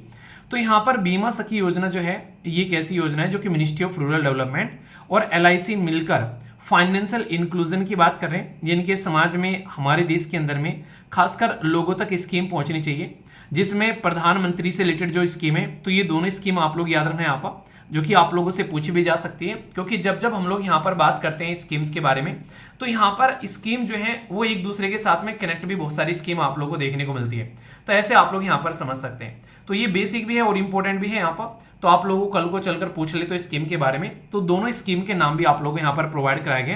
प्रधानमंत्री जो बेसिकली जीवन ज्योति बीमा योजना और प्रधानमंत्री ये सुरक्षा बीमा योजना, तो ये पर्टिकुलर स्कीम जो है ये फाइनेंशियल इंक्लूजन के अंडर में जानी जाती है।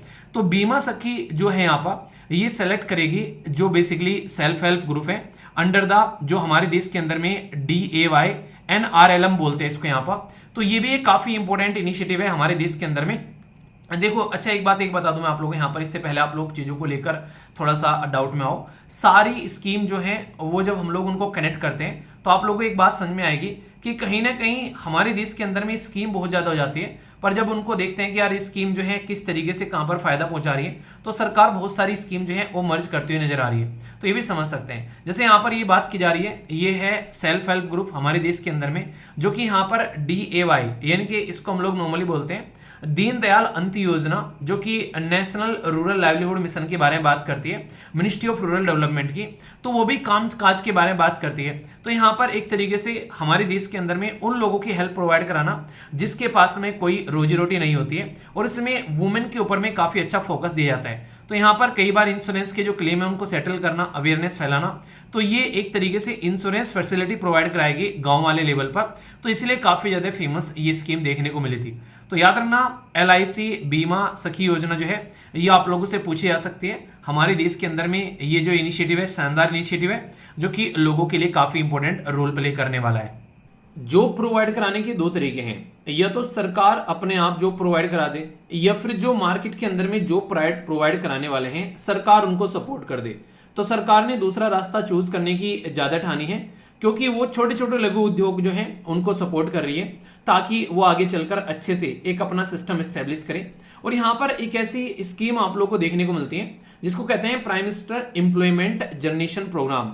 ये जो पर्टिकुलर प्रोग्राम है यहाँ पर ये अपॉर्चुनिटी प्रोवाइड करता है सेल्फ एम्प्लॉयमेंट की और माइक्रो एंटरप्रेन्योर बनाने की लोगों को। खासकर इंपॉर्टेंट बात क्या है इसके बारे में, जो कि क्वेश्चन आप लोगों से पूछा जा सकता है, वो है नॉन फार्म सेक्टर।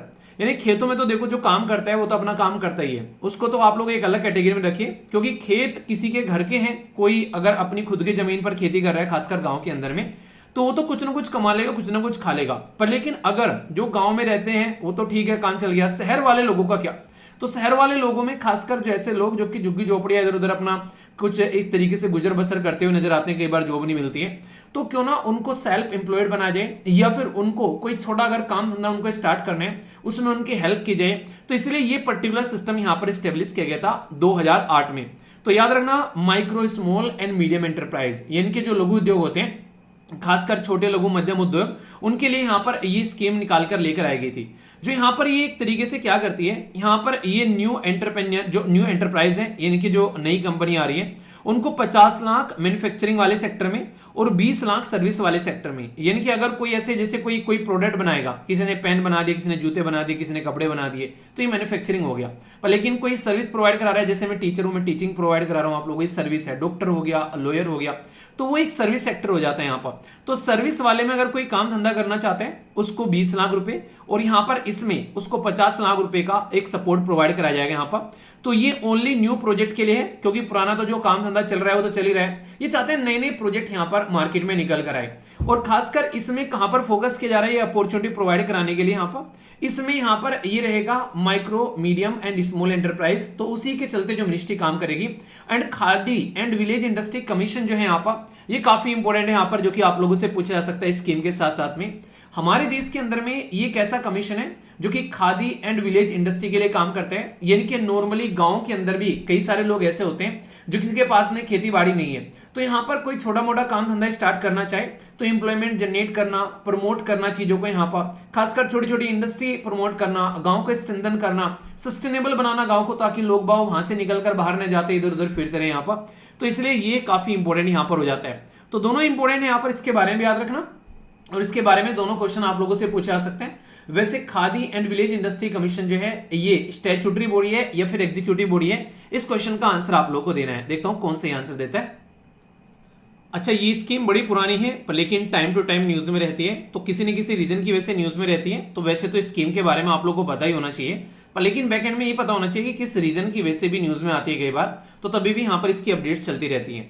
क्योंकि स्कीम तो 2016 की है भाई साहब, क्योंकि आप लोग समझ सकते हैं लगभग 1 दशक हो गया इसको लॉन्च हुए, पर लेकिन आज भी यहाँ पर कुछ ऐसे एरिया हैं जहां पर ये स्कीम एक्सटेंड की जा रही है। जैसे अभी बात की जा रही है किसके बारे में, इस स्कीम को नॉर्मली आप लोग यहाँ पर उज्ज्वला योजना बोलते हो या फिर प्रधानमंत्री उज्ज्वला योजना, जिसको PMUY बोल देते हैं शॉर्ट फॉर्म में, कई बार शॉर्ट फॉर्म भी लिखी हुई जाती है, तो ये भी थोड़ा याद रखना। तो ये LPG जो गैस के सिलेंडर हैं उनको प्रोवाइड कराने का काम करती है। फ्री गैस के सिलेंडर प्रोवाइड करा दिए यहाँ पर, फाइनेंशियल असिस्टेंस प्रोवाइड करा दिया पर कनेक्शन, तो इसके चलते ये कई बार न्यूज में रहती है। यहाँ पर आप लोगों को ये जो स्कीम है पता होना चाहिए क्यों लॉन्च की गई थी, क्योंकि सबसे बड़ा जो रीजन था इस स्कीम को लॉन्च करने का वो था यहाँ पर जब घर के अंदर में लकड़ियां, उपले या फिर किसी भी ऐसे तरीके से जैसे मिट्टी का तेल हो गया, जब महिलाएं खाना बनाती हैं तो महिलाओं की तो हेल्थ जो है वो इंपैक्टेड होती है। साथ में अगर वो प्रेग्नेंट महिला है तो यहाँ पर उसके बच्चे पर भी इंपैक्ट पड़ेगा, और बच्चा अगर पैदा हो गया तो माँ के साथ में रहेगा। स्टार्टिंग के लगभग 3 से 4 या 5 साल तो माँ के साथ में घूमता रहता है, दूध पीता हुआ बच्चा।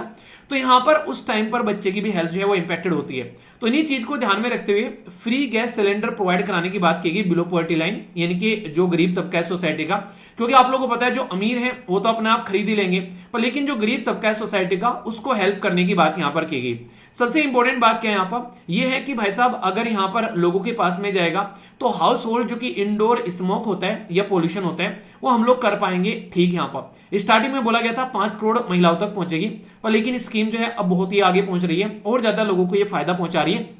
साथ ही साथ में यहाँ पर ये जो पर्टिकुलर स्कीम है कॉम्प्रिहेंसिव स्कीम देखने को मिली, जिससे डायरेक्ट इंटरवेंशन हो गया, जो कि महिलाओं से रिलेटेड इनिशिएटिव के बारे में बात करते हैं। तो इसका बेसिक पर्पज मेन था गांव वाले एरिया में महिलाओं की हेल्थ का ध्यान रखना यहाँ पर। और आप लोगों ने कई बार ये पिक्चर जरूर देखी होगी यहाँ पर जब इस स्कीम के बारे में बात करते हैं। इसके लिए इमरजेंसी हेल्पलाइन नंबर तक लॉन्च किया गया, आप लोग अंडरस्टैंड कर सकते हैं कि भाई स्कीम कितनी इंपॉर्टेंट थी यहाँ पर। तो अभी पहले इसका फर्स्ट वर्जन लॉन्च किया गया, फिर सेकंड वर्जन लॉन्च किया गया, तो बहुत सारे लोगों को इस स्कीम का फायदा हो चुका है। पर लेकिन इंपॉर्टेंट मुद्दा यह है कि अगर कोई पूछे स्कीम किस मिनिस्ट्री के अंडर में आती है तो ministry of petroleum and natural gas, क्योंकि आप लोगों को पता है LPG के जो सिलेंडर होते हैं उसमें नेचुरल जो आप लोगों को यहाँ पर नॉर्मली देखने को मिलती है तो वो गैस रहती है।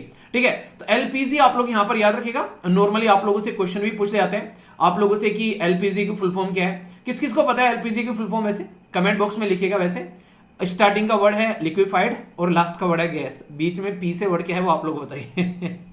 पेट्रोलियम बोलते हैं, तो लिक्विफाइड पेट्रोलियम गैस। तो याद रखना इसके बारे में कौन सी मिनिस्ट्री के अंडर में आएगी, तो सीधी सीधी बात है पेट्रोलियम मिनिस्ट्री के अंडर में आएगी। इसलिए आप लोगों को शॉर्ट फॉर्म में लिख कर दे देंगे, कभी भी ये नहीं बोलेंगे फुल फॉर्म इसके यहाँ पर। ठीक है, तो ये बेसिक है जिसको आप लोग यहाँ पर याद रखते हैं। फायदे क्या है, कई बार कई सारी स्कीम का एनालिसिस करने के लिए आता है, मेंस के अंदर भी क्वेश्चन आ जाता है लिखने के लिए, तो वहां पर भी आप लोग इसको कनेक्ट कर सकते हैं, कंफ्यूजन नहीं होना चाहिए। अच्छा, ये स्कीम काफी इंपॉर्टेंट है यहाँ पर, खासकर जम्मू एंड कश्मीर वाला रीजन हमारा ऐसा रीजन है जहां पर कई बार शांति नहीं रहती है प्रॉपर और कई सारी समस्याएं देखने को मिलती है। तो वहां पर एक स्कीम लॉन्च की गई थी यहाँ पर, इसका नाम है स्माइल स्कीम। तो स्माइल स्कीम के बारे में याद रखना, ये टाइम टू टाइम एक्सटेंड की जा रही है अलग अलग रीजन के अंदर में। तो सबसे पहले तो स्माइल की फुल फॉर्म अगर आप लोगों से कोई पूछे तो यहाँ पर ये काफी इंपॉर्टेंट हो जाता है। तो यहाँ पर इसका मतलब है support for marginalise individual for livelihood and enterprise, यानी कि जो मार्जिनलाइज है यहाँ पर खासकर एक ऐसा तबका सोसाइटी के अंदर में जैसे कि भिखारी हो गया, ट्रांसजेंडर हो गया या फिर कोई दिव्यांगन हो गया, तो उनको सपोर्ट प्रोवाइड कराने की कोशिश इसके तहत में की जाती है यहाँ पर। तो इसीलिए यहाँ पर ये स्कीम काफी इंपॉर्टेंट है यहाँ पर। तो खासकर ऐसे सपोर्ट करने के लिए तो हमारे देश के अंदर में जो मिनिस्ट्री है उसका नाम ministry of social justice and empowerment. तो सबसे बड़ी बात है कि सेंट्रल सेक्टर स्कीम है, 2 तरीके के होते हैं, सेंट्रल सेक्टर और central sponsored. Central sector scheme वो होती है जहां पर सारा पैसा सेंट्रल गवर्नमेंट देती है, और सेंट्रल स्पॉन्सर्ड स्कीम वो होती है जहां पर सेंटर और स्टेट मिलकर पैसा शेयर करते हैं यहाँ पर। तो ये सेक्टर है सेंट्रल, यानी कि सेंट्रल गवर्नमेंट पूरा पैसा देगी। तो यहाँ पर फोकस रहने वाला है खासकर ऐसे लोगों पर जो कि ट्रांसजेंडर है, यानी कि किन्नर है, या फिर जो सड़कों पर भीख मांगते हुए लोग रहते हैं यहाँ पर, ताकि उनको कोई ना कोई सपोर्ट प्रोवाइड कराया जा सके यहाँ पर, ताकि सड़कों पर अगर घूमेंगे भीख मांगते हुए तो कोई उनका गलत तरीके से इस्तेमाल कर सकता है, देश की सिक्योरिटी को हर्ट किया जा सकता है। तो इसलिए यहाँ पर ये स्कीम लॉन्च की गई, उनको घर प्रोवाइड कराना, स्किल प्रोवाइड कराना, उनको फाइनेंशियल असिस्टेंस प्रोवाइड कराना, हेल्थ की सर्विस प्रोवाइड कराना। तो ये सारी चीजें जो टारगेटेड ग्रुप कौन है ये आप लोगों को समझना पड़ेगा, ताकि समाज के अंदर में चीजों को मैनेज किया जा सके। तो इसीलिए ये स्कीम कई बार न्यूज में रही पहले भी यहाँ पर, और इस स्कीम से ग्राउंड लेवल पर बहुत फायदा हुआ, क्योंकि कई सारे ऐसे दोस्त हैं जो कि जानने वाले हैं आज के में आर्मी के अंदर में। तो कई बार बात होती है तो वो बताते हैं चीजों के बारे में, कुछ ऐसी चीजें हैं जो कि ग्राउंड लेवल पर सुधर रही हैं, मीडिया में इतनी नहीं आ पाती है। तो उनमें से ये भी एक इंपॉर्टेंट फैक्टर है वहां पर जो काफी इंपॉर्टेंट रोल प्ले करता है यहाँ पर। तो ये कुछ बातें आप लोग यहाँ पर इसके बारे में ध्यान रखना। तो स्कीम क्या है, उसकी फुल फॉर्म क्या है, यहाँ पर कौन सी मिनिस्ट्री के द्वारा लॉन्च की गई है, टारगेटेड ग्रुप क्या है। तो ये कुछ ऐसी चीजें हैं जो टाइम टू टाइम आप लोगों से पूछी जाती है, और क्योंकि जब एरिया ऐसा हो जो न्यूज में रहता है तो फिर पता होना जरूर है। ठीक है, काफी इंटरेस्टिंग टॉपिक है। यहाँ पर ये बात की जा रही है मॉडिफाइड इंटरेस्ट सबवेंशन स्कीम के बारे में। अब लोग मैं तुम्हें बहुत मिस कर रहा हूं, तो ये स्कीम मिस है एक तरीके से आप लोग बोल सकते हैं। तो यहां पर ये कैबिनेट के द्वारा बोला गया कि हम लोग क्या करेंगे, जो इंटरेस्ट होता है उसको मॉडिफाइड करेंगे और छूट प्रोवाइड कराएंगे इस स्कीम में। तो अगर वो लिख दे कि मिस स्कीम किस फील्ड से रिलेटेड है, तो अगर आप लोगों को नहीं पता होगा तो कंफ्यूज आ जाओगे कि यार ये क्या लिख दिया, इसके बारे में तो कभी पता ही नहीं चला। तो ये मॉडिफाइड इंटरेस्ट सबवेंशन स्कीम है, तो नॉर्मली मॉडिफाइड करके इंटरेस्ट कम ही दिया जाएगा, यानी कि एक तरीके से लोगों से कम इंटरेस्ट लेना। तो अगर कोई भी ऐसी स्कीम आती है तो ये तो किसानों के बारे में होगी, या फीमेल को कोई यहाँ पर सपोर्ट प्रोवाइड कराना हो, या ट्राइबल कम्युनिटी के लिए कुछ हेल्प करनी हो। तो इतना तो कॉमन सेंस आप लोगों को यहाँ पर रखना पड़ेगा। तो ये जो स्कीम है ये सेंट्रल सेक्टर स्कीम है, यानी कि सेंट्रल गवर्नमेंट सारा काम यहाँ पर करने वाली है, स्टेट गवर्नमेंट के ऊपर इसका कोई बोझ नहीं आएगा। जबकि ये जो स्कीम है यहाँ पर ये देखने को मिलेगी कि ओरिजिनली लॉन्च की गई थी 2006-07 में, पर लेकिन इसकी हेल्प से काफी लार्ज स्केल पर इंपैक्ट पड़ा। तो फिर बोला गया कि यार इस स्कीम को जो है अच्छे से आगे बढ़ाते हैं और इंटरेस्ट में और छूट देती हैं। तो यहां पर आप लोगों को मैं बता दूं, एक कंफ्यूजन आप लोगों को हो सकता है कि ये जो स्कीम है इसको इंप्लीमेंट करने वाली जो एजेंसी है वो तो है आरबीआई और नाबार्ड। यहां ये इंप्लीमेंट करते हैं पब्लिक सेक्टर बैंक, आरआरबीज और cooperative bank, private sector bank, इनके थ्रू इंप्लीमेंट की जाती है। मेन बॉडी आरबीआई होगा और नाबार्ड हो गया। नाबार्ड की फुल फॉर्म बताना कमेंट बॉक्स में, ठीक है। साथ ही साथ में जो नोडल मिनिस्ट्री है जिसके अंडर में ये काम होगा, ये है ministry of agriculture and farmer welfare. अब यहां पर कई बार कंफ्यूजन हो जाता है कि भाई हमारे देश के अंदर में अगर आप लोग संविधान के 7वें शेड्यूल में जाते हैं तो 3 लिस्ट आप लोग को दिखाई देती है। एक को कहते हैं यूनियन लिस्ट, एक को कहते हैं स्टेट और एक को कहते हैं कॉन्करेंट। तो आप लोग को पता है एग्रीकल्चर कौन सी लिस्ट में आता है, बताइए जरा। एग्रीकल्चर आप लोग को देखने को मिलता है ये आता है स्टेट लिस्ट के अंदर में, और फिर जो स्कीम है ये सेंट्रल सेक्टर स्कीम यहाँ पर। तो ऐसे कंफ्यूजन कई बार हो जाता है, तो इसको आप लोग ध्यान रखना, इसमें आप लोग एक तरीके से कंफ्यूज मत होना। अब यहां पर क्या कर रहे हैं, किसानों के पास में अगर पैसा जाएगा तो किसान बीज खरीदेगा, कोई अपना ट्रैक्टर वगैरह कुछ इक्विपमेंट वगैरह खरीदेगा, तो बहुत सारी हेल्प किसान को हो जाती है। नॉर्मली ये क्या रहता है, ये क्रॉप लोन रहता है। हालांकि ये कोई ऐसा नहीं कि आप लोग ट्रैक्टर वगैरह जैसे बड़े बड़े इंस्ट्रूमेंट खरीदो, तो शॉर्ट टर्म क्रॉप लोन रहता है सब्सिडाइज इंटरेस्ट रेट पर। मान लीजिए आज की डेट में अगर कोई किसान जो है यहाँ पर अपना लोन ले रहा है और यहाँ पर उस पे लोन पे जो है उसको 7% का इंटरेस्ट देना पड़ रहा है, तो सरकार क्या करती है, भाई तू 7 का मत देना, तू 4% का देना, 3% हम दे देंगे अपनी तरफ से। तो ये क्या हो गया, ये सबवेंशन यानी कि छूट हो गई, यानी कि अनुदान हो गई, यहाँ पर एक तरीके से ब्याज में छूट दे दी यहाँ पर किसानों को। ऐसे आप लोग यहाँ पर शब्द इस्तेमाल कर सकते हैं। तो मतलब 7% का रेट था, ठीक है, 4% पर लेकर आए, 3% की छूट मिल गई। अब किसान इस क्रेडिट का फायदा कैसे उठाएगा, ये इंपॉर्टेंट पॉइंट आप लोगों को यहाँ पर ध्यान रखना है। तो यहां पर इस क्रेडिट का फायदा उठाएगा किसान जो है, वो उठाएगा केसीसी के थ्रू। ये क्या है, इसको बोलते हैं किसान क्रेडिट कार्ड। जैसे आप लोगों के पास में आप लोग क्रेडिट कार्ड है या फिर आगे चलकर क्रेडिट कार्ड का इस्तेमाल करने स्टार्ट करोगे तो आप लोगों को सैलरी जो है उसके बेसिस पर क्रेडिट कार्ड मिलते हैं। पर लेकिन जो मिस स्कीम है यहाँ पर, ये किसानों को भी ऐसा मौका देती है ताकि वो अपनी खेती बाड़ी को सहज कर रख सके यहाँ पर।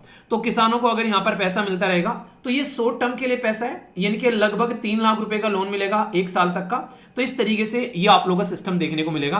तो कंफ्यूजन मत रखना, अगर कोई पूछ ले यहाँ पर मिस स्कीम क्या है यहाँ पर, इसको लेकर आप लोगों से कोई क्वेश्चन पूछे तो कंफ्यूजन नहीं होना यहाँ पर। तो 3% का आप लोगों को यहाँ पर एक तरीके से छूट मिलता हुआ आप लोगों को देखने को मिल सकता है। अप टू इंसेंटिव जो है लोन में यहाँ पर किसानों को दिया जाता है। तो ये डायरेक्ट क्वेश्चन आप लोग का बन जाएगा यहाँ पर, ठीक है। तो जो बताया मैंने सेंट्रल सेक्टर स्कीम है, पर लेकिन स्टेट लिस्ट में आती है एग्रीकल्चर, इसको लेकर कंफ्यूज मत हो जाना, ठीक है।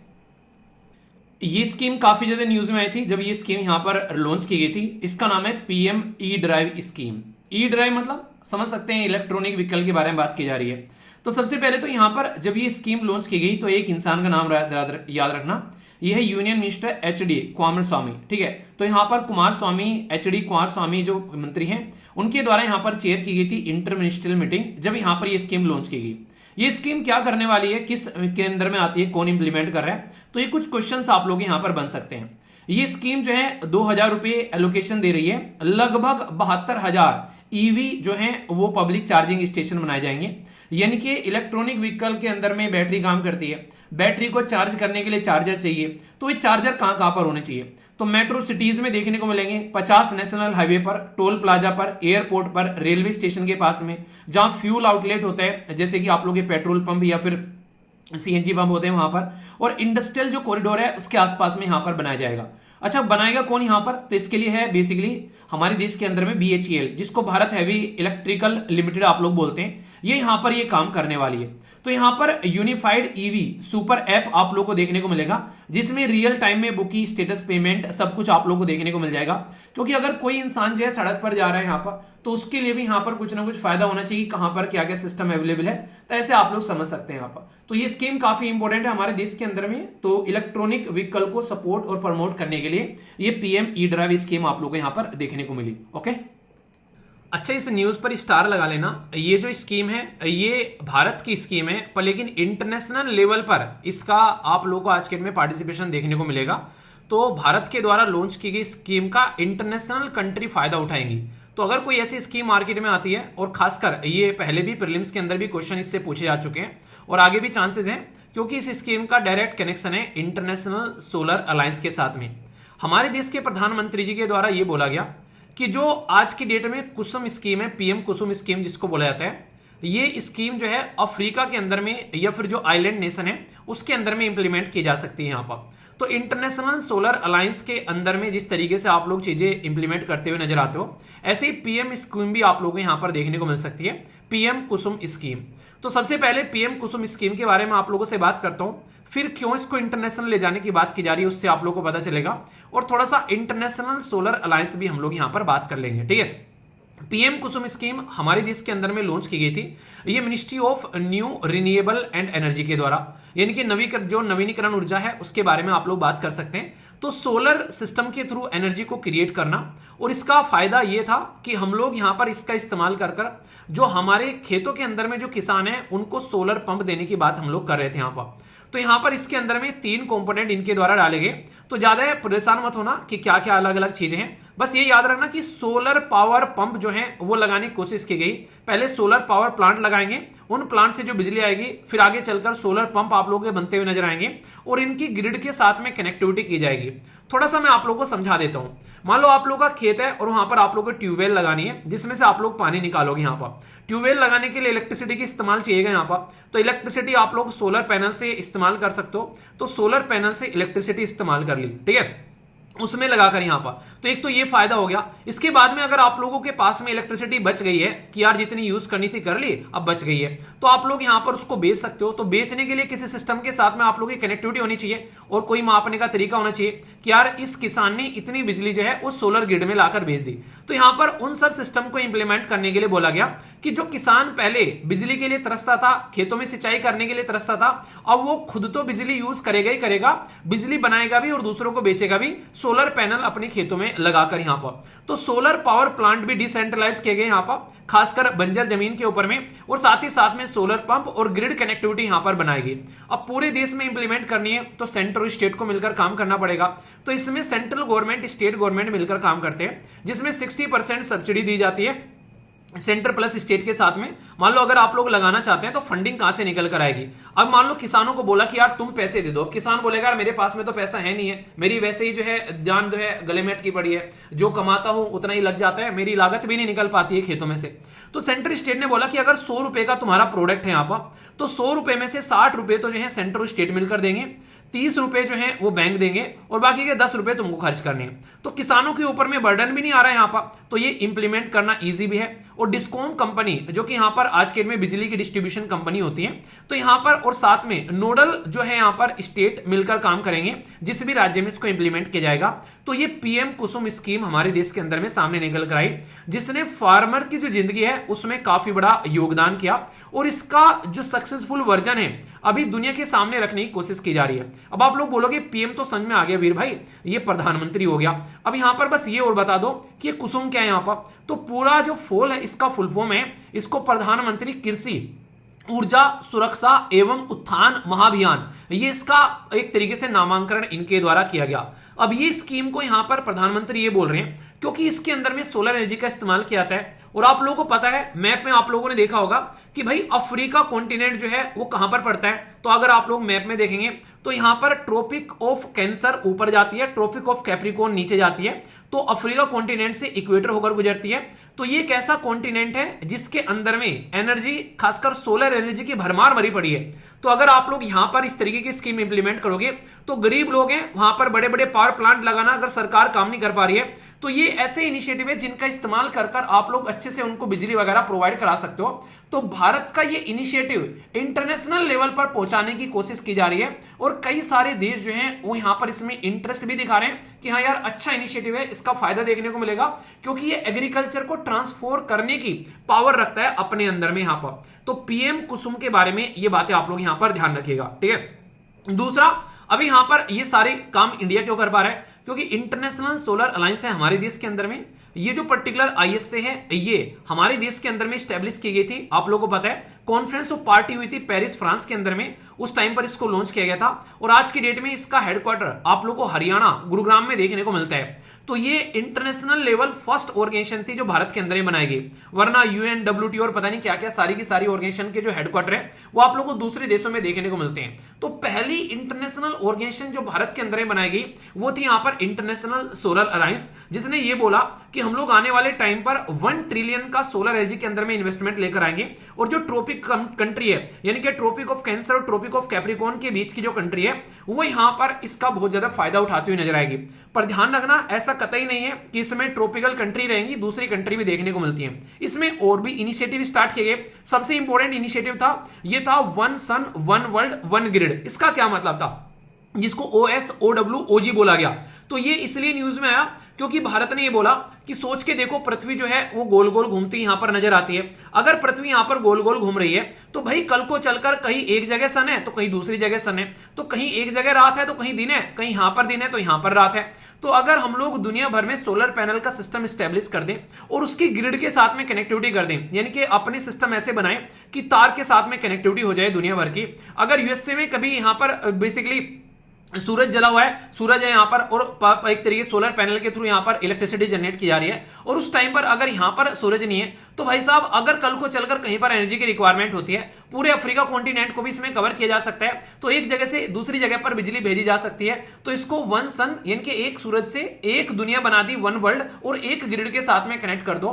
तो इंडिया और यूके ने मिलकर इस इनिशिएटिव के ऊपर में काम करने की बात की थी और कई सारी कंट्री ने इसके अंदर में इच्छा दिखाई थी कि हाँ हम लोग भी इसमें इंटरेस्ट रखना चाहते हैं। यहां पर साथ ही साथ में star C solar technology and application को किस तरीके से आगे लेकर चल सकते हैं और सोलर के लिए फाइनेंसिंग की रिक्वायरमेंट होती है उसके ऊपर फोकस किया गया, और स्केल करना एप्लीकेशन जो एग्रीकल्चर के अंदर भी कि ताकि इरिगेशन और कोल्ड स्टोरेज की फैसिलिटी, सोचो कल को चलकर खेतों में से टमाटर निकाले मार्केट तक नहीं ले जा पा रहा है किसान, वहां पर हम लोगों ने एक कोल्ड स्टोरेज बना दिया, यानी कि जिसमें सामान जो है खराब नहीं होता, जैसे फ्रिज में खराब नहीं होता, पर लेकिन उस कोल्ड स्टोरेज को चलाने के लिए तो इलेक्ट्रिसिटी चाहिएगी ना, उस इलेक्ट्रिसिटी को सोलर पैनल से लगा दिया तो बिजली का खर्चा भी खत्म हो गया। तो इसके चलते यहां पर scaling solar application for agriculture ये भी इनिशिएटिव यहां पर निकल कर आया कि इरिगेशन के साथ साथ में कोल्ड स्टोरेज में भी इसका इस्तेमाल आप लोग कर सकते हैं।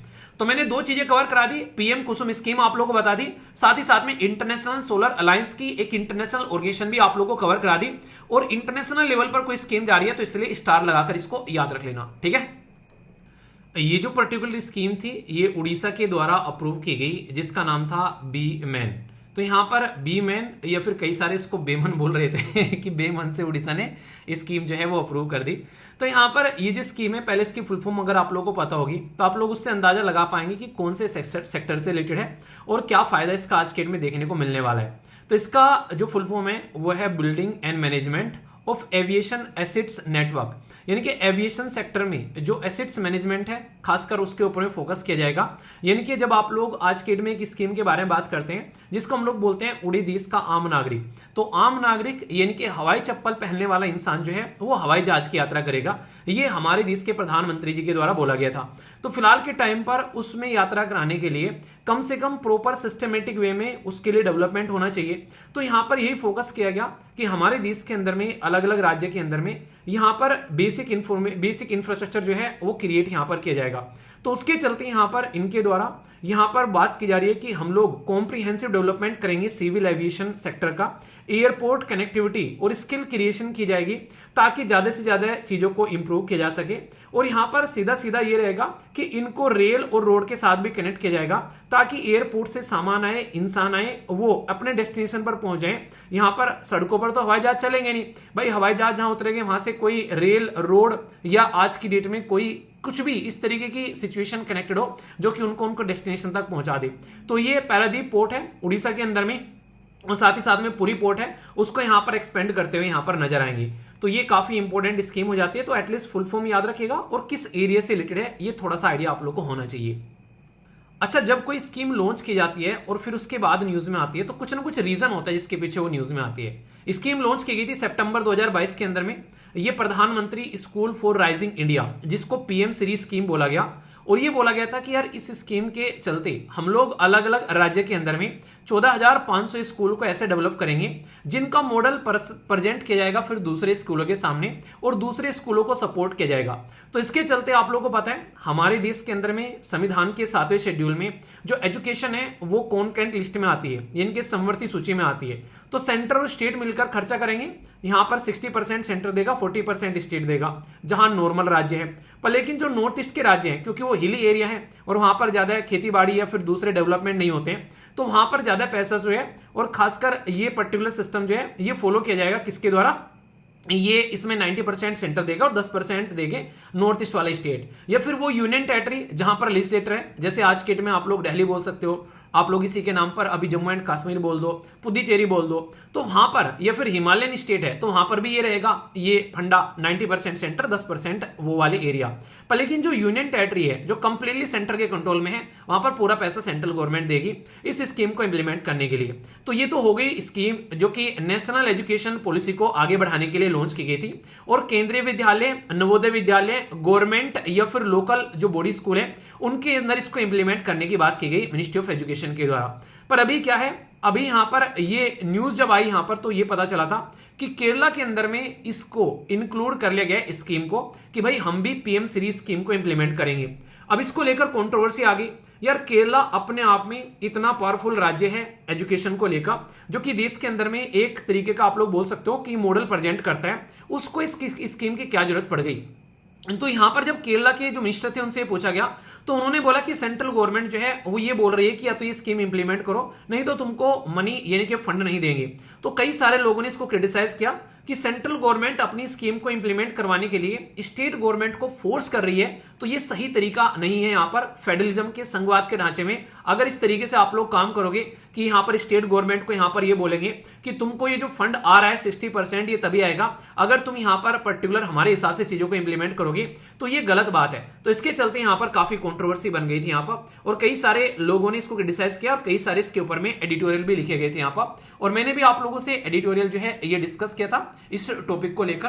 तो ये सारी की सारी चीजें कहीं ना कहीं आप लोगों से डायरेक्ट और इनडायरेक्ट वे में क्वेश्चन पूछे जाते हैं। अगर यहां पर आप लोग देखोगे तो स्कीम भी आ गई, फेडरलिज्म का सिस्टम आ गया, ये कैसी स्कीम है, सेंट्रल स्टेट मिलकर दोनों इसको इंप्लीमेंट करेंगे, तो ऐसे समझ सकते हैं। पर लेकिन इससे रिलेटेड कुछ और बातें भी मैं आप लोगों को बता दूं जब यहां पर बात की जा रही है, तो कुछ बेसिक बातें आप लोगों को और समझा देता हूं। जैसे हमारे देश के अंदर में बेटी बचाओ बेटी पढ़ाओ, तो ये एजुकेशन से रिलेटेड स्कीम है, पर लेकिन अगर फंड नहीं मिलेगा तो स्टेट इसको भी ढंग से इंप्लीमेंट नहीं कर पाते हैं। पीएम ई विद्या, तो ये स्कीम लॉन्च की गई थी आत्मनिर्भर भारत के अंदर में डिजिटल एजुकेशन को प्रमोट करने के लिए, खासकर कोविड-19 के टाइम पर। और संयम ये एक ऐसा पोर्टल है जो कि काफी बड़ा रोल प्ले करता है, ये एक्सेसिबल इक्विटी और क्वालिटी एजुकेशन के बारे में बात करता है। तो ये एक प्लेटफॉर्म भी आप लोग यहां पर ध्यान रखिएगा। इसी के साथ में समग्र शिक्षा अभियान, नेशनल एजुकेशन पॉलिसी और मिड डे मील स्कीम जो कि आज के दिन में पीएम पोषण के नाम से जानी जाती है, ये भी स्कीम है यहाँ पर एजुकेशन के फील्ड में। तो थोड़ा थोड़ा सा इसके बारे में भी अगर आप लोगों के माइंड में रहेगा कि हाँ एजुकेशन के बारे में कुछ लिखने के लिए आ जाता है या फिर कोई क्वेश्चन बन जाता है, उनका इक्का दुक्का पॉइंट यहाँ पर ये डाल देते हैं, तो आप लोग ध्यान रखना। तो एक एक पॉइंट मैंने आप लोगों को पढ़ा दिया। और एजुकेशन कॉन्करेंट लिस्ट में आती है, पहले स्टेट लिस्ट में हुआ करती थी, पर 42nd कॉन्स्टिट्यूशन अमेंडमेंट करके इसको कॉन्करेंट लिस्ट में डाल दिया गया था, जिसको आप लोग समवर्ती सूची बोलते हो। तो यह पूरी इंपॉर्टेंट इन्फॉर्मेशन, कोई डाउट नहीं होना चाहिए। ये एक ऐसी स्कीम है जिसको सोचकर पहली बार जब मैंने पढ़ा था तो मुझे लगा था कि वास्तव में गवर्नमेंट जो है वो कितने डीपली अलग अलग सेक्शन के बारे में भी सोचती है।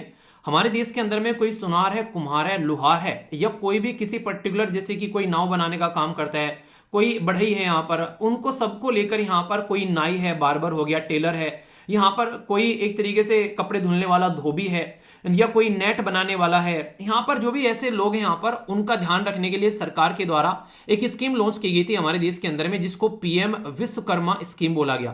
तो ये जो स्कीम थी ये इसलिए लॉन्च की गई ताकि हमारे देश के अंदर में जो एज ओल्ड जो भी यहाँ पर ट्रेडिशन या ट्रेड वगैरह चले हुए आ रहे हैं, जो भी ऐसे हथकरघा या क्राफ्टमैनशिप इनके हाथों से काम करने वाले लोग, कारीगर, शिल्पकार, उनको भी यहाँ पर सपोर्ट प्रोवाइड कराया जा सके। क्योंकि जब देश के अंदर में कोविड-19 आया तो सब लोग फ्रस्ट्रेट, इरिटेट हो गए थे, बहुत सारा एक तरीके से उनको परेशानी झेलनी पड़ी थी उस टाइम पर। तो देश के अंदर में इन पर ध्यान देने के लिए ये स्कीम लेकर आए गई और इसका बेसिक पर्पज ये था कि उन लोगों को हम लोग इंटीग्रेट कर सकें अपनी फॉर्मल इकोनॉमी के अंदर में, मतलब उनको भी प्रॉपर कोई ना कोई सपोर्ट मिल सके, यहां पर उनको स्किल लेवल पर कोई सपोर्ट मिल सके, उनको मार्केट एक्सेस मिल सके।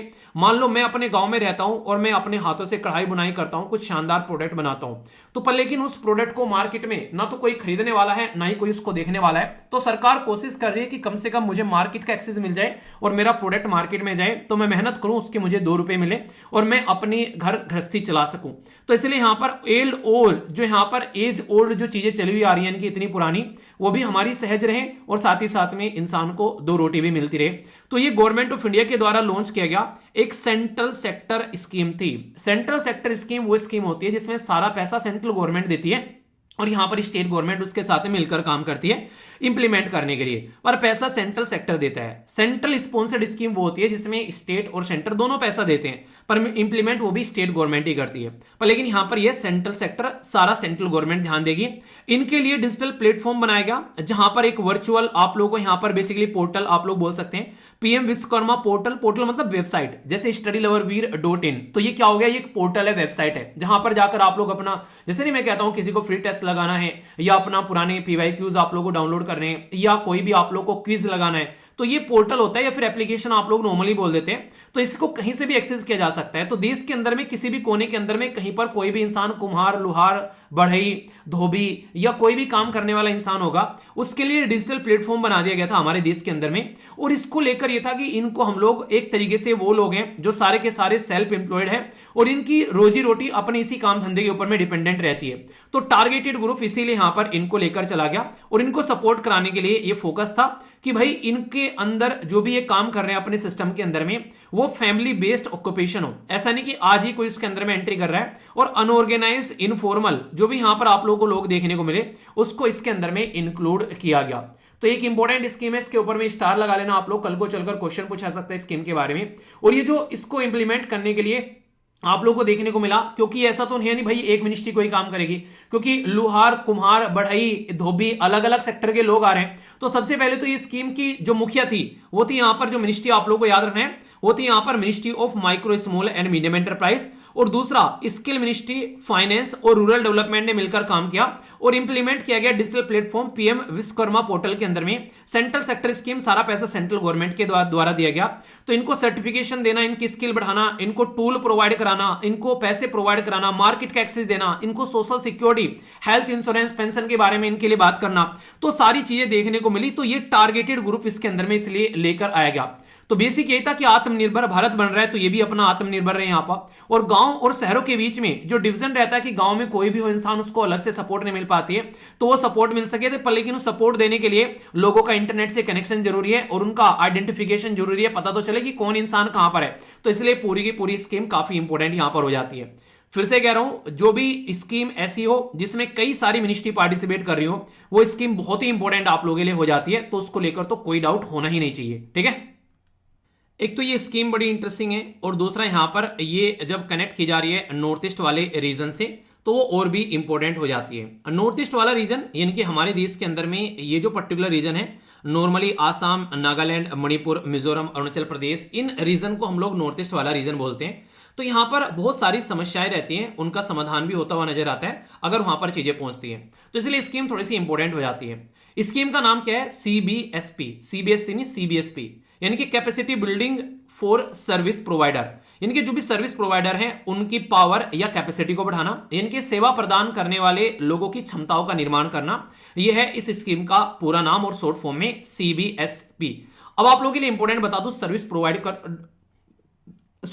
प्रोवाइडर कौन होते हैं? सर्विस प्रोवाइडर वो लोग होते हैं जो कि किसी भी फील्ड के अंदर में आप लोगों को कोई प्रोडक्ट नहीं दे पाते हैं जिसको आप लोग फिजिकली टच करें, बस आप लोगों को सर्विस प्रोवाइड करा पाते हैं। जैसे एक टीचर आप लोगों को सर्विस प्रोवाइड कराता है, एक डॉक्टर सर्विस प्रोवाइड कराता है, वकील सर्विस प्रोवाइड कराता है। तो ये सर्विस प्रोवाइडर आप लोगों को देखने को मिलते हैं। यानी कि ये आप लोग के हाथ में कोई ऐसा प्रोडक्ट नहीं दे रहे हैं कि जिसको आप लोग फिजिकली टच कर सके, ये अपनी सपोर्ट आप लोग को प्रोवाइड कराते हैं। साइकेट्रिस्ट के पास में जाते हो तो सर्विस प्रोवाइड कराता है। तो इस तरीके से जब आप लोग किसी भी होटल के अंदर में जाते हो तो आप लोगों को देखने को मिलेगा वहां पर किस तरीके से लोग आप लोगों को एक तरीके से अच्छे से ग्रीट करते हैं, ट्रीट करते हैं आप लोगों को वहां पर। तो हमारे देश के अंदर में अगर आप लोगों को टूरिज्म बढ़ाना है, यानी कि पर्यटन बढ़ाना है, तो गवर्नमेंट ये चाह रही है कि सर्विस सेक्टर ये जबरदस्त होना चाहिए, यानी कि लोगों को ये लगे कि वाह यार क्या आहा भगत की।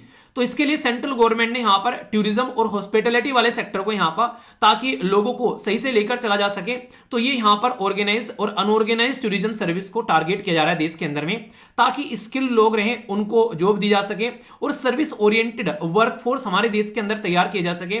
आज देश के अंदर में किसी कोने में आप लोग घूमने चले जाओ और अगर वहां पर लोकल एरिया में कोई म्यूनिमेंट बना हुआ है, यानी कि कोई भी, अगर आप लोग आजकल में ताजमहल भी देखने चले जाओ, चलो ताजमहल तो फेमस हो गया, लाल किला फेमस हो गया, पर कोई ऐसा म्यूनिमेंट जो कि ज्यादा फेमस ना हो पर लेकिन वो इंपॉर्टेंट म्यूनिमेंट हो, तो वहां पर प्रॉपर टूरिस्ट गाइड नहीं देखने को मिलेगा।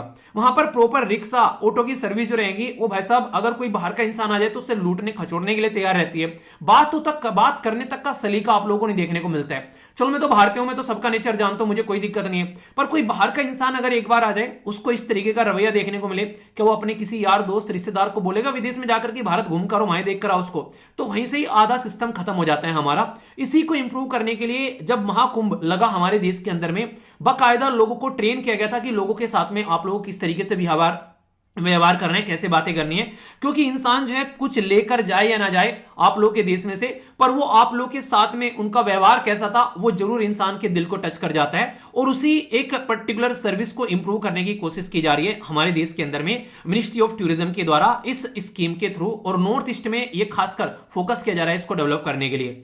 तो जो टूरिज्म सेक्टर है ये कहीं ना कहीं सबसे प्यारी बात इसकी होती है कि आप लोग की स्किल के ऊपर डिपेंड रहता है, इसलिए इसके कई सारे कंपोनेंट है। सबसे पहला है हुनर से रोजगार तक। अगर आप लोग के अंदर में हुनर है, अपने देश की कला आकृतियां, उनकी नॉलेज को आप लोग दूसरे को एक्सप्लेन कर सकते हैं, तो आप लोग इसमें अच्छा काम कर सकते हैं। एंटरप्रेन्योरशिप, यानी कि कोई भी इसमें बिजनेस किया जा सकता है, कोई होटल बना लिया या फिर कोई कैब की सर्विस प्रोवाइड करा दी, या इसके अलावा भी बहुत सारे इस तरीके की चीजें होती हैं कि भाई साहब आप लोग पैकेज दे रहे हो कि पूरे एरिया में हम लोग घुमा देंगे, वहां पर स्किल टेस्टिंग और सर्टिफिकेशन दिया जाएगा, कोई घपलेबाजी ना करें, और टूरिज्म प्रोग्राम के बारे में अवेयरनेस किया जाएगा। इन चीजों को ध्यान में रखते हुए ये पूरा का पूरा सिस्टम निकाल कर लेकर आएगा, तो इससे बहुत सारे लोगों को जो मिल जाती है। और आप लोगों को बता दूं हमारे देश के अंदर में तो फिर भी ये चीजें उतनी डेवलप नहीं है। थाईलैंड जैसे देश जो कि हमसे अगर जनसंख्या में और एरिया में बात करोगे तो ना के बराबर है, हमसे कई कई गुना टूरिस्ट लोग वहां पर जाते हैं और उनकी इकोनॉमी में जबरदस्त तरीका कंट्रीब्यूशन आप लोगों को देखने को मिलता है। तो इसीलिए हमारे देश के अंदर भी आप लोग अगर देश का मैप देखोगे तो भाई शानदार तरीके से हम लोग इसको डेवलप कर सकते हैं। क्या नहीं है हमारे देश के अंदर में, हर एक चीज तो है हमारे देश के अंदर में, कोस्टल है, पहाड़ियां हैं, रेगिस्तान है, नदियां हैं, तो सारी चीजें हैं, तो क्यों नहीं हम लोग इसको डेवलप कर सकते। बस उसके लिए हमारी विल पावर चाहिए, और उसी के तहत में यहां पर मिनिस्ट्री ऑफ टूरिज्म जो है वो निकल कर आ रही है और मिलकर काम कर रही है institute of tourism and travel के साथ में इन चीजों को मैनेज करने के लिए। तो देखते हैं कितना ये मैनेज कर पाते हैं। तो इंटरेस्टिंग और इंपॉर्टेंट स्कीम है, ध्यान रखिएगा। मुझे अभी भी याद है जब हमारे देश की पॉपुलेशन चाइना से आगे निकली थी तो हमारे देश की चाइना ने मजाक उड़ाई थी कि भाई पॉपुलेशन तो तुमने बढ़ा ली पर हमसे ज्यादा हो गई, पर लेकिन क्या तुम्हारे पास में स्किल पॉपुलेशन है, यानी कि जनता के पास में कोई कौशल है। तो हमारे देश के द्वारा, सरकार के द्वारा इन सारी चीजों को ध्यान में रखते हुए कि हमारी पॉपुलेशन के पास में कौशल हो, तो एक स्कीम स्टार्ट की गई थी 2015 में जिसका नाम था प्रधानमंत्री कौशल विकास योजना। पर लेकिन कोई भी काम हमारे देश के अंदर में सीधा हो जाए ऐसा पॉसिबल है क्या? हर एक चीज में कुछ ना कुछ टेढ़ापना आप लोगों को देखने को मिलेगा, और ये स्कीम तो इतनी टेढ़ी हो गई कि भाई साहब इसको सीधा करने में जो है कई सारे जन्म लग जाएंगे लोगों को। आखिर ऐसा क्या हो गया? ऐसा ये हो गया, इस स्कीम के अंदर में पिछले 10 सालों के अंदर में जितने भी लोगों के अकाउंट में पैसे गए हैं, उनको स्किल प्रोवाइड कराई है, उनके रिकॉर्ड जो भरे गए हैं इसके अंदर में, वो खर्चा किया दिखाया गया कि कितना खर्चा हो गया, तो सारे के सारे फेक देखने को मिले यहां पर, जिसने सबको दहला के रख दिया। और ये बात मैंने नहीं बताई, ये कैग ने अपनी रिपोर्ट में बताई। 2015 से लेके 22 के अंदर में इन्होंने रिपोर्ट को ऑडिट कर लोकसभा के अंदर में जब रखा ले जाकर, तो ये बोला 94% जो रिकॉर्ड है वो यहां पर फेक हैं, जिनकी बैंक डिटेल्स यहां पर डाली गई है वो यहां पर ऐसे हैं कि भाई साहब इनवैलिड एंट्री दिखाई जा रही है। मतलब इसको ऐसे समझो, मैं आप लोगों को यहां पर अगर मैं आप लोगों को यहां पर 10,000 रुपए देता हूं और 10,000 रुपए देकर मैं आप लोगों को यह कहता हूं कि आप लोग जिस भी एरिया में रहते हैं उस एरिया में आप लोगों को 10 बच्चों को ट्रेन करना है और उन बच्चों को कितना स्किल तुमने दिया है, कितना तुमने पढ़ाया, उसकी इंफॉर्मेशन मुझे देना। आप लोगों ने क्या करा, उस पैसे को अपनी पॉकेट में लगा लिया और वहां पर लोकल एरिया से बस एंट्री करवा ली किसी तरीके से, या फिर हो सकता है एक ही डॉक्यूमेंट्स रखा यहां पर और नाम अलग अलग चढ़ा दिया उसके अंदर में, और लाकर मुझे बोल दिया कि वीर भाई हमने इनको सबको जो है पढ़ाया है, यहां पर ये पैसे खर्च हो गए। ऐसा काम किया गया यहां पर।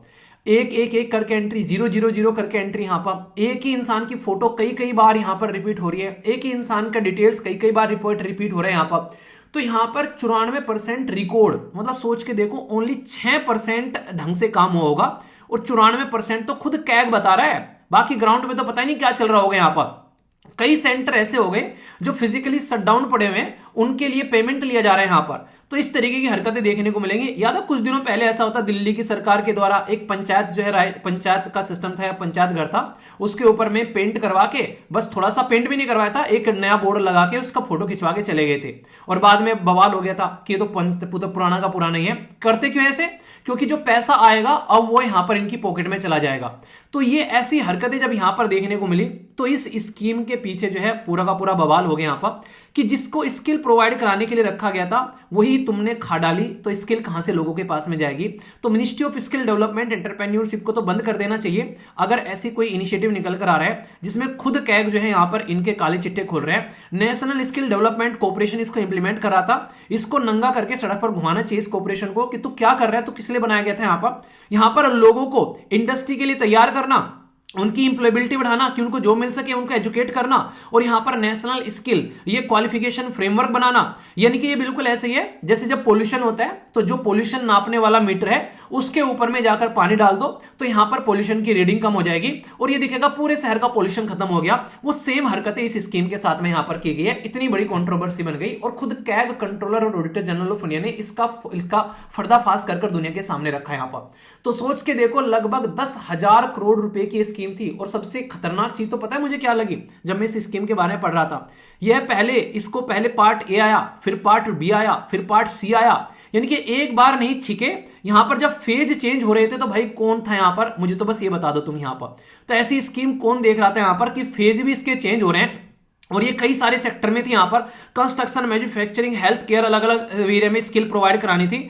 तो सोच के देखो यहां पर तो ये कर क्या रहे थे पिछले 10 सालों में, फेज भी चेंज कर रहे हैं भाई साहब। शॉर्ट टर्म यहां पर ट्रेनिंग दे रहे हैं, यहां पर प्रियर लर्निंग के बारे में बात कर रहे हैं, स्किल सर्टिफिकेट दे रहे हैं। कहां जा रहे थे वो सर्टिफिकेट, मुझे तो ये समझ में नहीं आया। तो कौन इनको लेकर, इनके पीछे डंडा लेकर भागो, इनको नंगा करके भगाओ सड़कों पर कि तुम ये तरीके की इंप्लॉयबिलिटी लोगों को प्रोवाइड करा रहे हो। तो ऐसी हरकतें हैं हमारे देश के अंदर में। अब आप लोग समझ जाओ किस लेवल पर निकम्मापन देखने को मिलता है यहां पर। और 10 साल से चली आ रही है स्कीम। 10,000 करोड़ से ज्यादा रुपए जो है वो आप लोग की टैक्स पेयर की मनी की पानी में बहा दिए। और किसको स्किल दी गई? खुद कैग बता रहा है कि 94% तो फेक चीजें हैं इसके अंदर में। समझ लो आप लोग।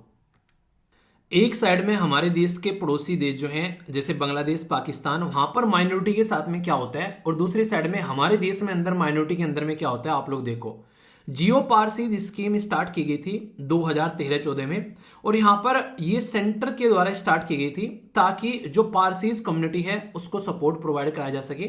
ये वही पारसीज है जिसको आप लोग जोरास्ट्रन के नाम से भी जानते हैं। तो इन कम्युनिटी की संख्या हमारे देश के अंदर में घट रही थी, और ऐसा नहीं कि हमारे देश के अंदर में इन कम्युनिटी के ऊपर में कोई अत्याचार हो रहा था, इसकी वजह से संख्या घट रही थी। इस पर्टिकुलर कम्युनिटी के अंदर में शादी करने की जो प्रवृत्ति है लोगों की वो डाइल्यूट होती जा रही है। साथ ही साथ में जो शादी भी कर लेते हैं वो बच्चे नहीं पैदा करते हैं और लेट शादी करते हैं, तो इसके चक्कर में इनकी संख्या घटती जा रही थी। तो हमारे सरकार के द्वारा इनकी संख्या को रिवर्स करने के लिए यहाँ पर, ताकि पॉपुलेशन डिक्लाइन को रोका जा सके, तो इसके लिए प्रोग्राम लॉन्च किया गया ताकि सपोर्ट प्रोवाइड कराया जा सके और पॉपुलेशन को स्टेबलाइज किया जा सके। तो स्टेट गवर्नमेंट को बोला गया इंप्लीमेंट करने के लिए, और जो पारसीज इंस्टीट्यूशन है उनका भी सहायता लेकर इसको अच्छे लेवल पर आगे लेकर चलने की कोशिश की गई। यानी कि एक साइड में माइनॉरिटी की कम्युनिटी घटती जा रही है दुनिया में, और वहां पर उनको मारा जा रहा है, पीटा जा रहा है, भगाया जा रहा है, और हमारे देश के अंदर में इनकी पॉपुलेशन को स्टेबल करने के लिए सपोर्ट प्रोवाइड कराने की कोशिश की जा रही है, ताकि पॉपुलेशन फिर से बढ़े, इनको ज्यादा बेटर तरीके से अपॉर्चुनिटी प्रोवाइड कराई जा सके, ताकि और अच्छे से यहाँ पर अपनी पॉपुलेशन के बारे में ये सोचें और उसको सपोर्ट देखने को मिले। तो ये चीजें ध्यान रखना। हमारे देश के अंदर में नॉर्मली पारसीज कम्युनिटीज हैं, काफी लार्ज स्केल पर गुजरात राज्य के अंदर में पाई जाती हैं, और यहां पर यह माना जाता है कि अरब एरिया में पहले रहा करती थी, और वहां से इनके ऊपर में अत्याचार हुए, तो फिर वहां से जान बचाकर ये आए थे हमारे देश के अंदर में। पर तब से लेकर इनकी संख्या जो है वो यहाँ पर डिक्लाइन हो रही है, तो सरकार सपोर्ट करने की कोशिश कर रही है। उसके लिए जियो पारसीज स्कीम लेकर आई गई थी मिनिस्ट्री ऑफ माइनॉरिटी के द्वारा। कौन है इस मिनिस्ट्री के मिनिस्टर, एक तो आप लोगों को ये बताना है। दूसरा, हमारे देश के अंदर में टोटल कितनी माइनॉरिटी पाई जाती है, आप कमेंट बॉक्स में ये भी लिखिएगा। और लेटेस्ट सबसे बड़ी माइनॉरिटी जो है वो कौन सी ज्वाइन की गई थी। चलो मैं बता देता हूं। हमारे देश के अंदर में आज के डेट में मुस्लिम, क्रिश्चियन, सिख, बुद्धिस्ट, जैन और पारसीज, इनके जोरास्ट्रियंस, आप लोग ये बताना है कि लेटेस्ट कौन सी माइनॉरिटी ऐड की थी। तो लेट मैरिज, इनफर्टिलिटी, और अराउंड 30% लोग जो है वो शादी ही नहीं कर रहे हैं, तो इसकी वजह से इनकी संख्या घट रही है। अगर कल को कुछ लिखने के लिए भी आ जाए कि पॉपुलेशन घटने के रीजन क्या होते हैं, तो वहां पर भी आप लोग इसका इस्तेमाल कर सकते हैं डेटा का। एक स्कीम है जिसका नाम है यहां पर NSSH। कल को चलकर शॉर्ट फॉर्म में कोई दे देगा और पूछ लेगा भाई बताओ ये स्कीम क्या है, तो आप लोग कंफ्यूजन में आ जाओगे कि यार ये तो पता नहीं है फुल फॉर्म क्या है। तो यहां पर याद रखना SC और ST के बारे में बात की जा रही है। तो हमारे देश के अंदर में minority, schedule caste, schedule tribe, women, बच्चे, बुजुर्ग, नॉर्थ ईस्ट, ये वो इंपॉर्टेंट एरिया हैं जिन पे सरकार अक्सर अलग से क्वेश्चन पूछती हुई नजर आती है। जब यहाँ पर सरकार की स्कीमें आती है तो यूपीएससी क्वेश्चन पूछती है, या एग्जाम में क्वेश्चन आप लोगों से पूछ जाते हैं। स्टेट पीसीएस की भी तैयारी अगर आप लोग कर रहे हैं तो इसलिए ऐसी स्कीम जरूर ध्यान रखना। तो इसको नेशनल SC/ST हब बोला गया, ये की स्कीम हमारे देश के अंदर में। तो सबसे इंटरेस्टिंग बात क्या है, कोई आप लोगों से पूछ लेगा यार ये स्कीम है हमारे देश के अंदर में शेड्यूल कास्ट, शेड्यूल ट्राइब के बारे में है, तो इसका मतलब इसको ना मिनिस्ट्री भी शेड्यूल कास्ट, शेड्यूल ट्राइब वाली ही होगी। तो आप लोग ध्यान रखना, national schedule caste and schedule tribe, ये स्कीम जो है micro, small and medium enterprise, यानी कि सूक्ष्म, लघु और मध्यम उद्योग वाला जो मिनिस्ट्री है वो यहां पर लेकर चलती है। तो national small industry corporation NSIC के द्वारा इसको इंप्लीमेंट किया गया, ताकि जो शेड्यूल कास्ट और शेड्यूल ट्राइब के जो लोग हैं उनका बिजनेस बन सके और उसके बिजनेस को प्रमोट कर सके यहाँ पर। तो ये बेसिक पर्पस था कि उनको मेन स्ट्रीम में लेकर आ जा सके, क्योंकि उनको अक्सर हम लोग भूल जाते हैं और पीछे छोड़ देते हैं। तो सरकार ये कह रही है कि जितने बड़े बिजनेसमैन है आज के डेट में, उनमें शेड्यूल कास्ट, शेड्यूल ट्राइब ना के बराबर देखने को मिलती है। तो schedule caste, schedule tribe, female, इनको सपोर्ट प्रोवाइड कराना बहुत ज्यादा जरूरी है समाज के अंदर में। तो इसलिए यहां पर उनको सपोर्ट प्रोवाइड कराना सेंट्रल गवर्नमेंट की रेस्पॉन्सिबिलिटी है। सबका साथ सबका विकास तभी बनेगा अगर ये कोई प्रोडक्ट बना रहे हैं और सेंट्रल गवर्नमेंट उसको प्रोक्योर कर रही है, खरीद रही है, तो पब्लिक प्रोक्योरमेंट पॉलिसी के तहत भी यहां पर इनको सपोर्ट मिलेगी। मतलब शेड्यूल कास्ट, शेड्यूल ट्राइब का कोई है यहां पर इंसान, उसने कोई प्रोडक्ट बनाया, मान लो उसने अपने घर के अंदर में बेसिकली कुछ चटाई बना दी, तो यहां पर चटाई बना दी, मुड्ढे बना दिया, कोई अचार बना दिया, कुछ भी ऐसा प्रोडक्ट बना दिया, तो उसको खरीद बेचे कहां पर, तो सरकार कह रही है कि हम आएंगे यहां पर पिक्चर में। तो मिनिस्ट्रीज और डिपार्टमेंट और जो भी यहां पर सेंट्रल PSUs है यहां पर, वो यहां पर 4% जो है लगभग वो यहां पर खरीदेंगे माल को, ताकि मार्केट में अगर कोई नहीं खरीद रहा है तो फिर भी यहां पर इनका प्रोडक्ट मार्केट में निकल सके और यहां पर इनको सपोर्ट देखने को मिले।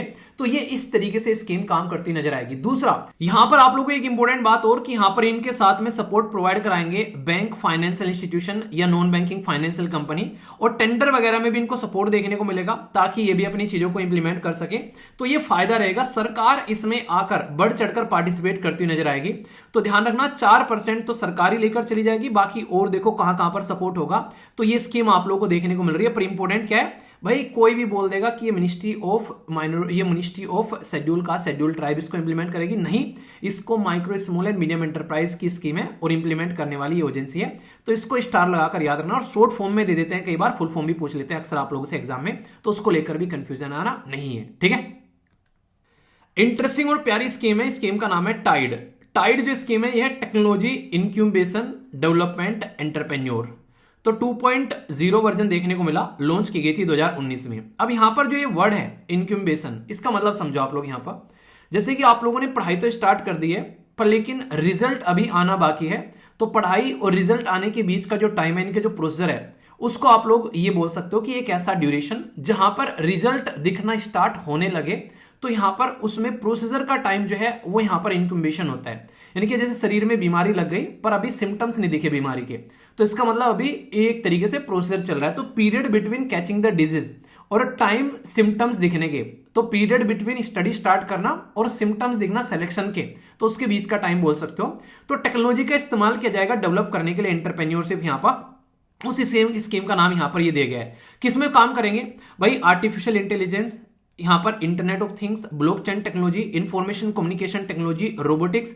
यानी कि इस फील्ड में अगर कोई बिजनेस बनाना चाहता है तो इलेक्ट्रॉनिक्स एंड इंफॉर्मेशन जो टेक्नोलॉजी है यहाँ पर, ये यहाँ पर इसके फील्ड में टेक्नोलॉजी बेस्ड सपोर्ट कोई लेकर आना चाहता है, जैसे डीप सीक हो गया, चैट जीपीटी हो गया, जेमिनाई हो गया, ग्रोक हो गया, ये सारे के सारे बाहर की कंपनी के द्वारा बनाए गए प्रोडक्ट है।